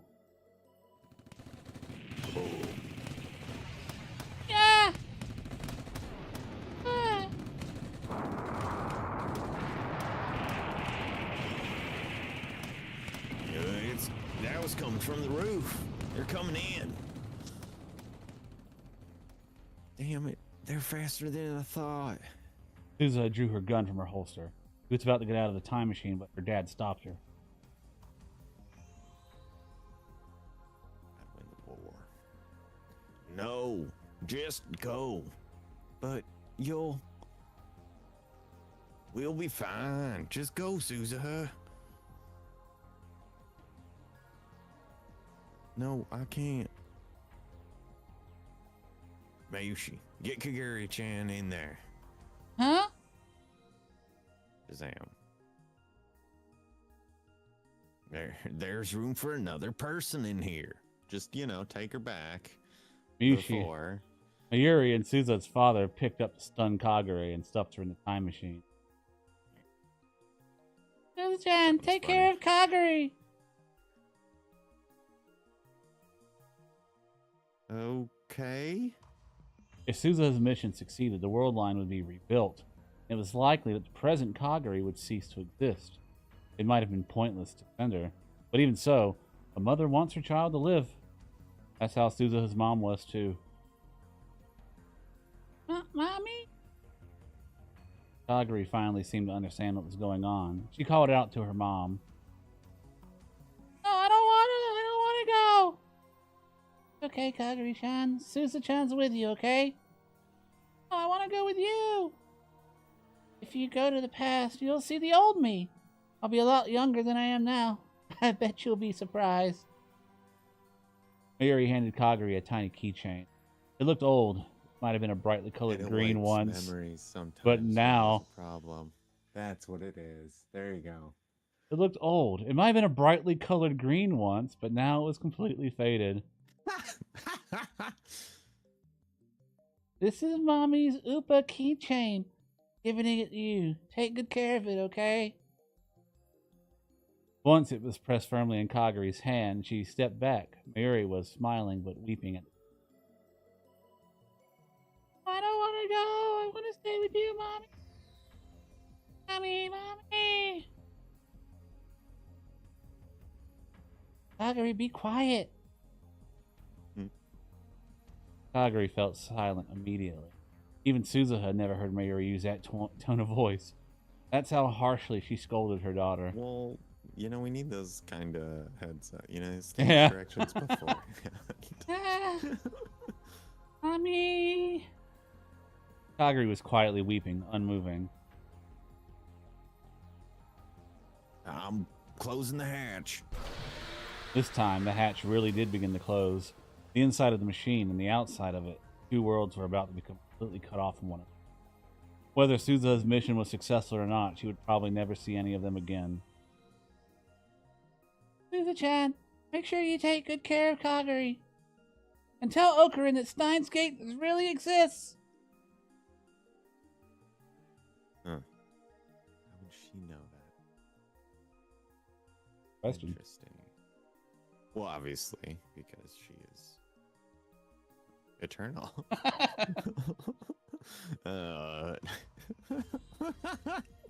She will literally never die. Tell him don't give up no matter what, you moron. Okie dokie. And then the door was sealed shut, and Mayuri and Itaro's voices appeared, along with the chaos out. Dad, I love you. She whispered towards the door. Now, shut. Go back. Back to the future. We've got to go back. Marty. Oh, man. Well, let's go, Kagari. To the past. He booted at the time machine.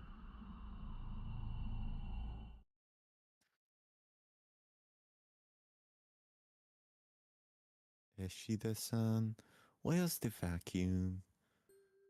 Suza snapped back to reality. Yep, there goes gravity. There goes gravity. Yuki was getting closer to the development room she was hiding in. Dumb. It's right behind that curtain. Oh, crap. Behind the Kelton. I'll get it. Just a lot of porn. He threw a motion for it to stop and then quickly slid into the room. As he reached down to pick up the vacuum off the floor, his gaze locked with Suzuha's as she hid under the desk.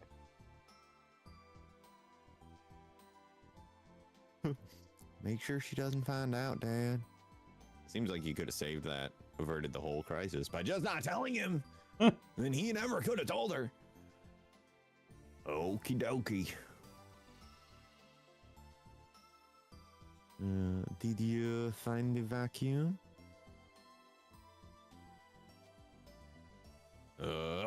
Yeah. Evidently, Yuki was trying to be nice by cleaning up. The place is pretty messy right now. Knowing Yuki's personality, Suzuha could imagine she'd want to clean it. Ichiro grabbed what looked like a vacuum cleaner off the floor and left the development room. Isn't that one of the machines?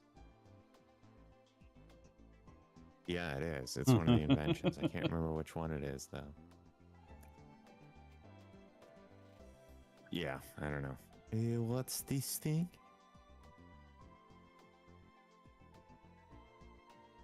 Future gadget number 5.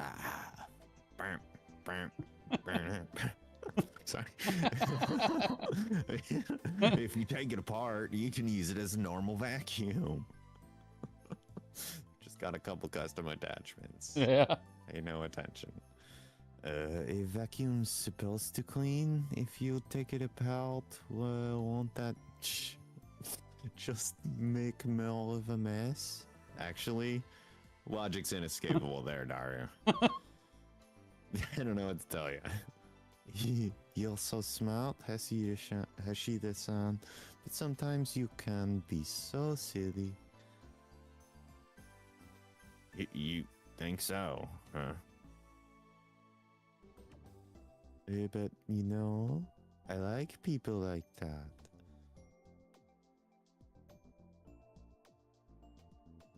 What did you say? Itaru started to panic again. Suzuha sighed. But I think you really do need to reconsider the way you live. Well, you should clean every day if you can. This place gets really dusty. And that's not all. There's also what you eat. You had instant ramen again today, didn't you? How'd you know? Because there's cups everywhere. What'd I say? There's a half-eaten cup of ramen in the kitchen. And 17 spread about the apartment. I see. And look at all these snacks. I tell you all the time that you eat too much. I do try to watch it, you know. Watch it go in my mouth. Trying isn't good enough. If you keep eating nothing but cup noodles and snacks, you're going to get sick, okay? Also, you need to exercise a little. I'm sorry. Amane Yuki was saying the exact same thing that Suzuha had just said. Perhaps they really were a mother and child. Maybe Itaru isn't interested. Okay, you know what? She can fuck off. Suzuha was just beginning to feel a little homesick when she sensed another visitor approach. Dun. Not again, huh? Interesting. The door to the lab opened, and a greeting she heard many times before resounded throughout the room. It was the Eldritch God. Herself. Sorry, Yuki-san, I'm a little late. It was Mayuri, coming to see Yuki, but there was another presence there, too.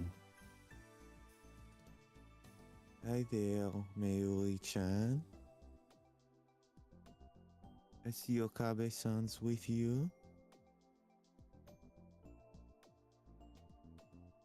Oh, Okarin. It's been forever, man. Oh, yeah. Has. When she heard his voice, Suzuha grounded her teeth a little. And finally, we're back to Okabe. Jeez. Okay. Huh. That'll be fun to see how that all starts to play out and work together. And stuff. Uh-huh. This is interesting.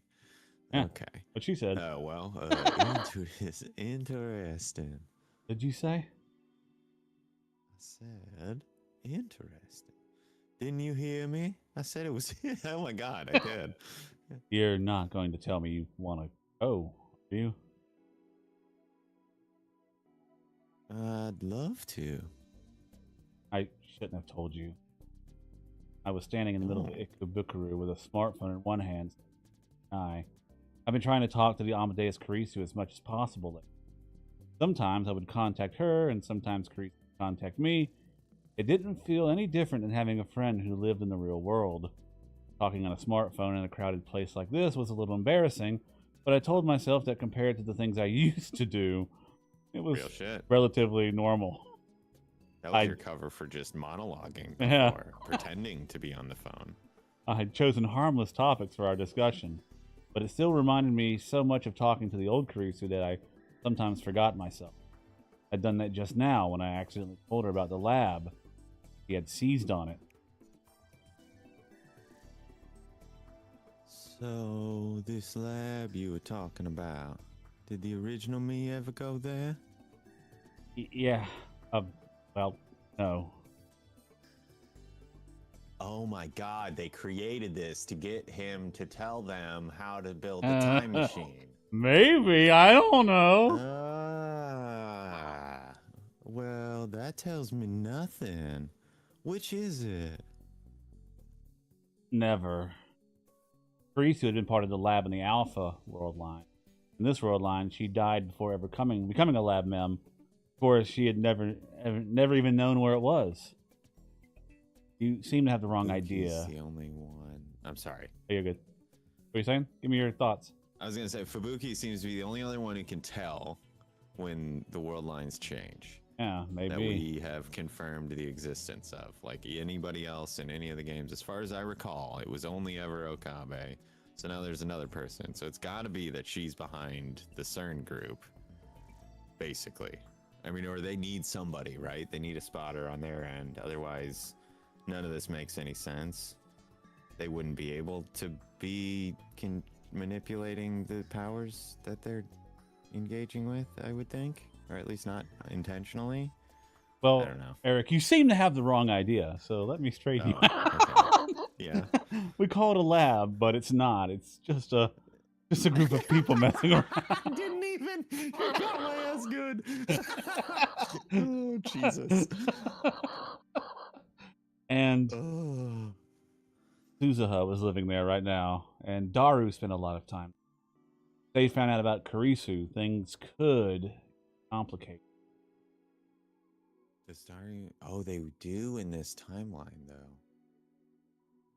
Huh. Right? Because she. Wait, no, they never hung out. They never hung out, but Suzuha knows about Issa Karisu because that's her mission, right? To go back in time to get Okabe. Would. And I'm She sure would know everything. Yeah, I'm sure Daru probably let And in she pretty would be early like, on.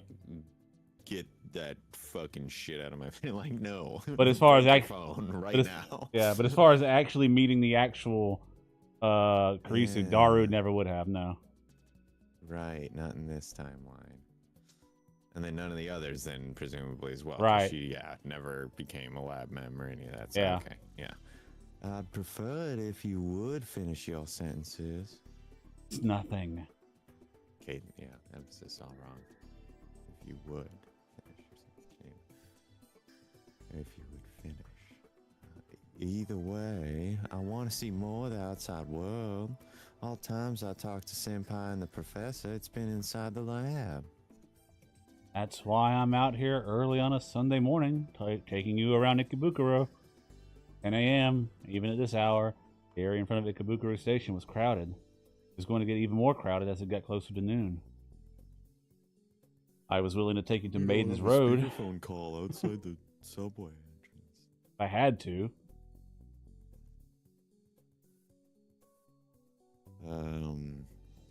What's that? There's a whole world there that you know nothing about. Wait, I just looked it up.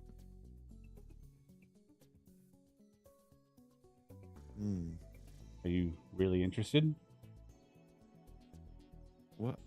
Of course not. Anyway, take me to this lab of yours today. I imagine Maiden's Road is probably like. Yeah, that's my assumption. Or like yeah, probably red light district. That probably encompasses whatever it is that I was about to say. Oh no. Now you got me. Now that you told me about it, you need to take responsibility. Got it? No, Then she hung up. not how that works. It was like I was her own personal taxi service. Greasy couldn't move around on her own, so there was no getting around that, but selfish. She didn't seem to think very highly of me. At this rate, she might start treating me worse than a servant. The real Creasy was one thing, or no, maybe it wasn't. But being treated that way by the artificial Creasy was incredibly humiliating. Wouldn't it be a humiliation for all of humanity? Nah. Maybe I should do something. I mumbled to myself. Huh? Ocarin? Miri called out to me. She was carrying a lot of bags. It was probably materials for one of her costumes. Hey, were you just talking to someone? Huh? Oh, that was a friend from my class at college. I see. So you're going to meet them today too? No, I don't have any plans for today. Are you going to work, Miri? Nope, I'm meeting Yuki-san at the lab. Lab. Was this good timing or bad timing? I know. Why don't you come with me? It's been so long. You get to eat Yuki-san's home cooking. And Mayushi's gonna try hard to make something too. How about it? Waggles eyebrows suggestively. In the end, I went with her. You look really happy. Yep, I am happy. Miri had been smiling the whole time, but I was the opposite. The minute I got here, I was so nervous I felt like I was about to throw. I didn't really want to see Suzuha. Oh, it's your guy. You okay, Okabe? Yeah. I think that's what I did. Yeah, it is. Door to the Brawn Tube workshop on the first floor opened, and out came the building's owner, Tanuji Yugo. Tanuji-san! Oh. Hey there. Wow, aren't you cold in just a t-shirt? I am pretty tough. Unrelated. when Non I- sequitur. When I'd been living in the lab, I'd given him the nickname Mr. Bron. It'd been a long time since I'd seen him. Okabe. From the look of it, you are actually making something of yourself at college. Thanks. Oh, Mr. Braun. It's like a Mr. Clean. But Yeah. okay, I think that's what's happening. I don't know that clicked before. Maybe I said that exact line at some point and it just evaporated. Anyway. Come to think of it, how are we handling the rent? I asked Mayuri instead of him. I used to give it directly to Tanuji, but...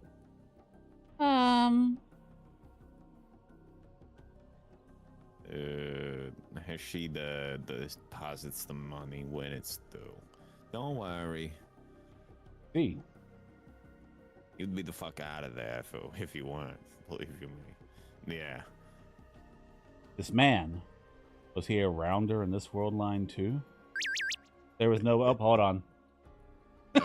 That's definitely this phone. Or the fake phone. So, How did things go with Karisu after that? No problems. she I see. fucking types it with brackets. Yeah. I see. Anything you can tell me, no matter how small, would be a help. That she's interested in Otome Road, maybe? That. Place where a whole world you know nothing about exists. Wait, I'll look it up. Shit. Bad idea. That darkness is very deep. If there's anything that seems off, I'll let you know. Would you? I know it's a lot of trouble. Counting on you. Why do you have a gif of... Yeah. Yeah. Yeah.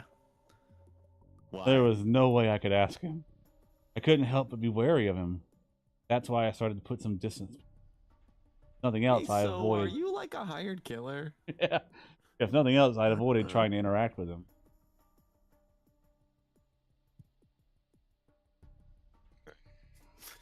Bye now. Don't cause too much trouble. Tanuji saw that I'd gone silent and went inside. Mayuri looked over at me with a worried expression. You okay? You sure you don't want to go home? Tanuji didn't matter. What mattered was, why was I here? Did I feel like something needed to change?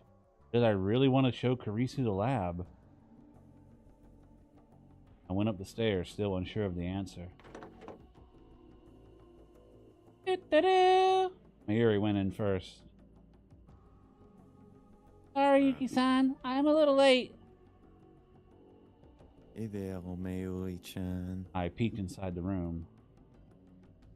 Daru and Yuki were there. Their eyes went wide when they saw me. Is Okabe-san's with you?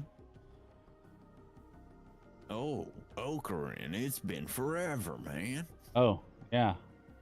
As I quickly scanned the room, there was no signs of Suzuha. Part of me was a little relieved.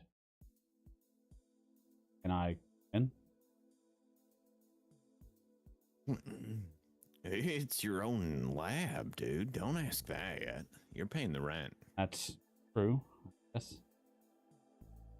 All creep. I followed Mayuri to the lab and tried to relax my legs by the couch. But I didn't feel relaxed at all. I felt like my skin was crawling. I glanced over at Yuki. Yeah. That outfit's so cute, Yuki-san. There's never anything on her head. Yeah. It looks weird. It is odd, isn't it? Yeah. I don't think we've ever seen the top of her You head haven't. Well, it's because I wanted to hear you say that. That's so nice. Mayushi wants to wear it too. You want to switch outfits later? Would I be the right size? I heard about Yuki's future from Suzuha too. I still couldn't believe. Hold on, I got a call. Sorry, I gotta take this. What the? Oh shit. Now, I also should note, you would have reached the lab by now. I do want to point out, I don't have to answer these calls, right? I have the option to not answer them. Yeah. Interesting. Yeah. That's kind of fun. I ran into the development room in the back, clutching my I would've. smartphone. Oh, hey, Suzuha. You've got a lot of free time, don't you? Literally, all of it. That's all I have. Free time. Why are you lowering your voice? Do you not want your friends to know about me? God. Of course not. I hadn't even checked out with Oh, Maho and just Dr. Leskinen to see if it was okay to rude. tell other people about Amadeus.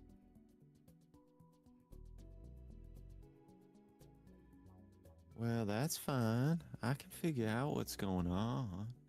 Risu lowered her voice as well. Just give me a little look around the room. All you have to do is hold the camera. Sheesh. I sighed and held the smartphone up. I spun it around once like I was taking a video with my camera.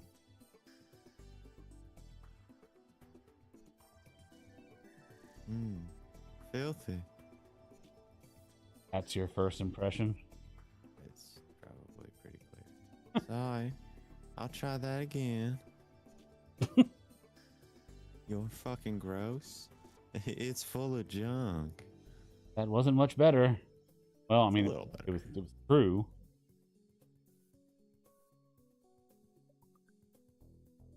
No labs are never clean, but no, usually, depending on the lab, but usually yes, in fact they are. Yeah. But this is especially bad. It's about as bad as my host senpai's hotel room.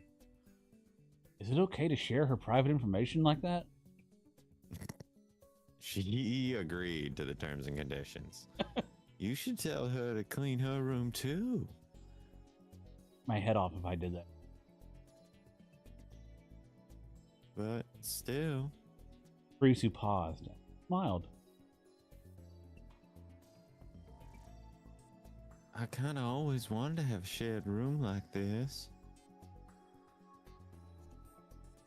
Huh. Must be pretty nice if there are all these people here. Risu. Yeah, Risu in the Alpha World line. You said the same thing. You really.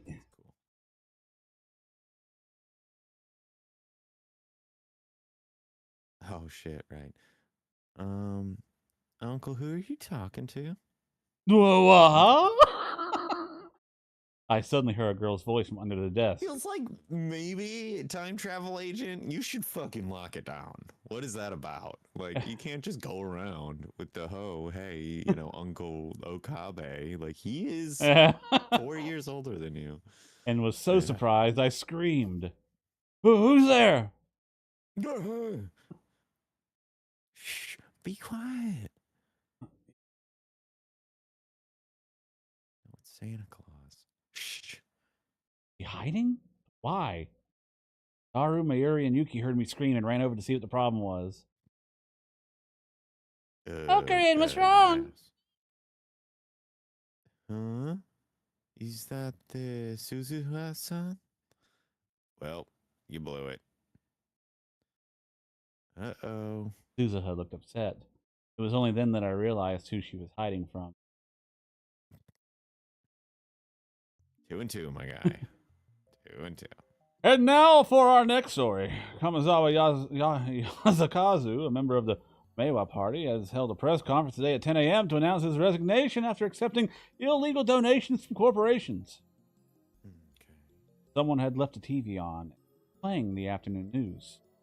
Suzuha knew no one was watching it, but she used the remote to turn the volume up anyway. She wanted to keep the girls in the shower room from hearing us. I could hear Mayuri and Yuki laughing from the shower. Things had gotten really awkward when Yuki had found Suzuha, but Mayuri quickly came up with a plan. At first, her plan was for the three of them, including Suzuha, to shower naked together.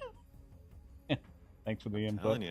And hopefully get Yuki and Suzuha more comfortable around each other. But Suzuha choice of said, strat there. But Suzuha said that the shower room was too small for 3 people and refused. Yeah. Well, this is a problem. Suzuha was staring up at the ceiling.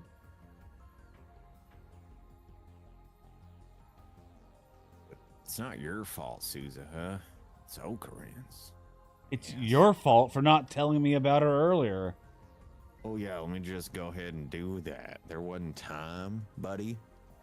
Our apartment full of people. And anyway, you were mumbling into your smartphone back there. What were you doing? I was... Well...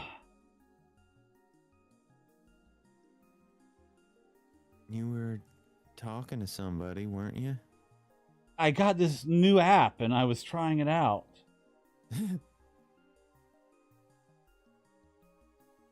Oh, a girl game one? So you got into those, huh? I can give you my list of recommended apps later then. Thanks. I guess I managed to fool them about Amadeus. I mean, you told them a different thing instead of that. In any event, it was my screw up. Sorry for scaring you. Why do you need to hide from her anyway? You've Why are you already calling him told... Uncle? You've already told her you're Daru's sister. Hiding just makes you look more suspicious. It Suzuha does. had tried to avoid Yuki Like to begin with. Fucking creep, in Yeah.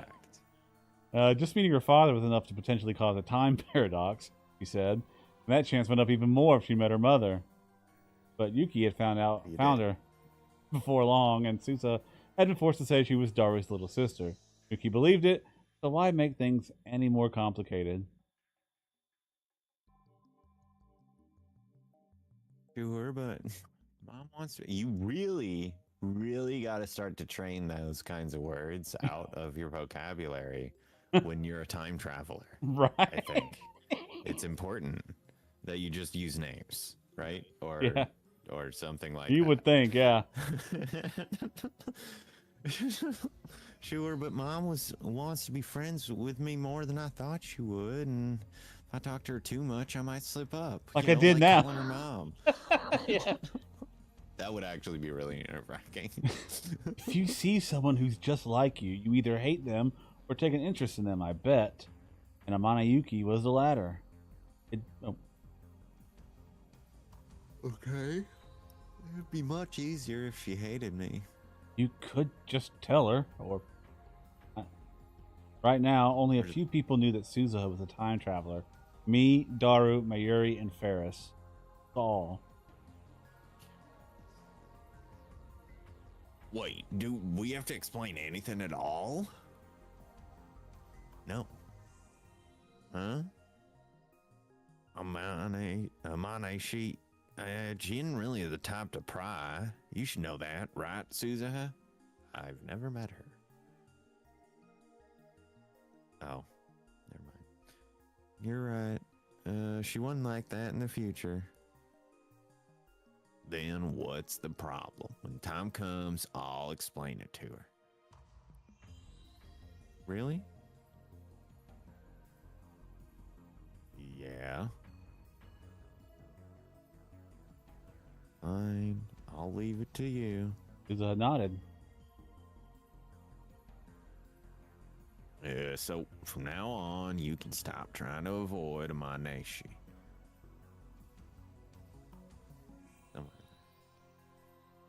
Feels weird. I don't know if I can do that without screwing up. It'll be fine. Stressing out like it's a big deal. She's just your mom from the past. It's cool. Chill. Yeah, I don't know if you're the one to talk, though. Look how awkward you were with her. Yeah, but that was normal awkward. I'm not the problem here.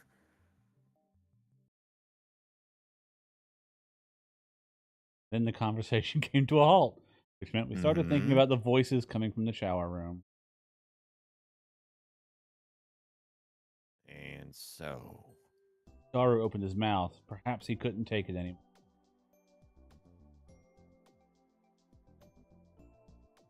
Can I go watch Nico live streaming? There's a Blood Tomb stream on now. You're gonna do it even if I tell you no, right? Yep. Then go ahead. Suzuha sighed and Daru sat in front of the PC and put his headphones on.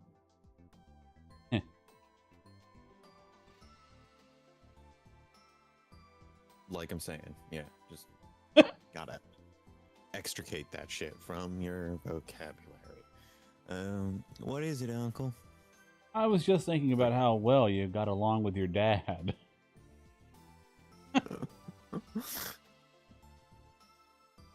Really? Yeah.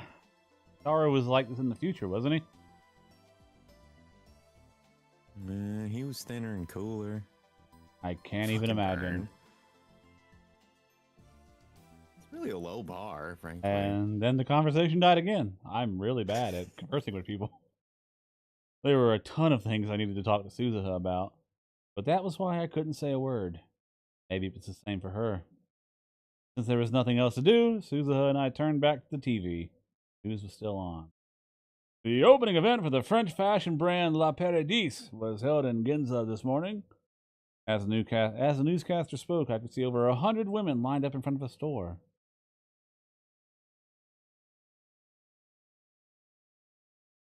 So peaceful, isn't it? By the time I was old enough to remember anything, this was all gone. On the TV, a girl in a pretty outfit was talking to an interviewer. I'm jealous. They don't have to kill anyone. Nobody's gonna kill them. In the world I grew up in, you had to kill without mercy, no matter if they were man or woman. Your life could end at any moment. The terror was with you every second of every day. The only way to forget the terror was to give yourself over to the madness and become one of the killers. That was war. Life. I'd been to many nightmarish world lines, but none of them were that bad. I My dad's work on the time machine got him branded a rebel. Daru had made the time machine that brought Susan here. It was far more powerful than the one that existed in Alpha World.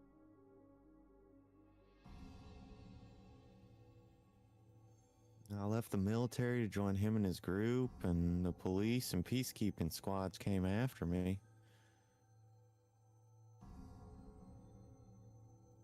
Well, the battles after that were worse, and there were a lot of them. I don't want to use the phrase "fighting the good fight." I killed a lot of people, lost many of my friends and comrades.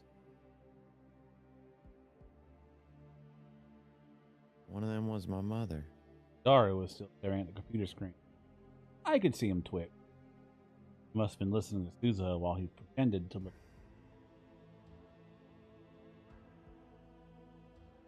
He tried to protect me from one of the army drones and was gunned down.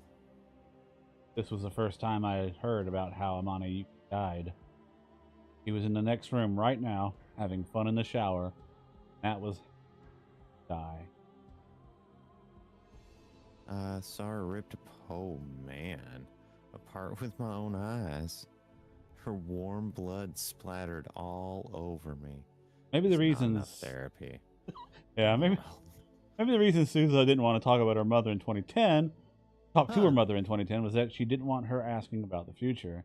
Or because it brings up a very traumatic memory Right. of watching her mother being rended asunder. Fuck. There was no way Suzuha could tell her that. Rent? I think it's rent. Rent, I yeah. don't know. Yeah. Listen, Uncle Ocarin, stop calling him that. At some point, Suzuha's eyes had started to overflow with tears. Ah! I like that line. That's not bad. This world can only go one place. Hell.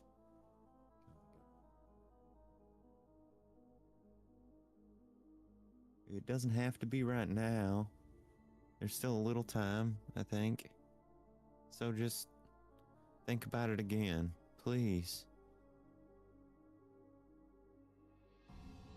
Please? I knew it. In my mind, I knew it. The right thing to do was to do as she asked. But Dunk, dunk, dunk. I don't want to die. the sensation I felt when the knife slipped into her flesh, and I took the life of the girl I loved. It went from my hand to my arm and then to the rest of my body, and I started shaking. My vision blurred and then almost went. Ugh. My hands went to my mouth. There was a wave of pain, like my stomach was turning inside out. Uncle? Are you okay, Ocarin? Yeah, sorry. Suzuha poured me a cup of water and I gulped it down.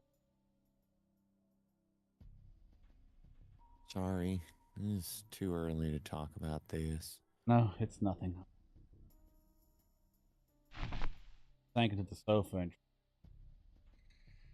I know what you want to say, feel, but I've gone through so many world lines. I've seen people in other world lines have their fates toyed with time machine. I looked straight into Suzuha's eyes. I've seen your own tragic end. I realize I'm powerless to do anything. Humanity was powerless before the laws of this world. Using the time machine to change the world lines means breaking the rules of the universe, not the province of humanity. I could say it's the province of God. We try, we suffer, and more horrible punishment. That's what I think. Is that your answer, Uncle Ocarin? For now, nothing else.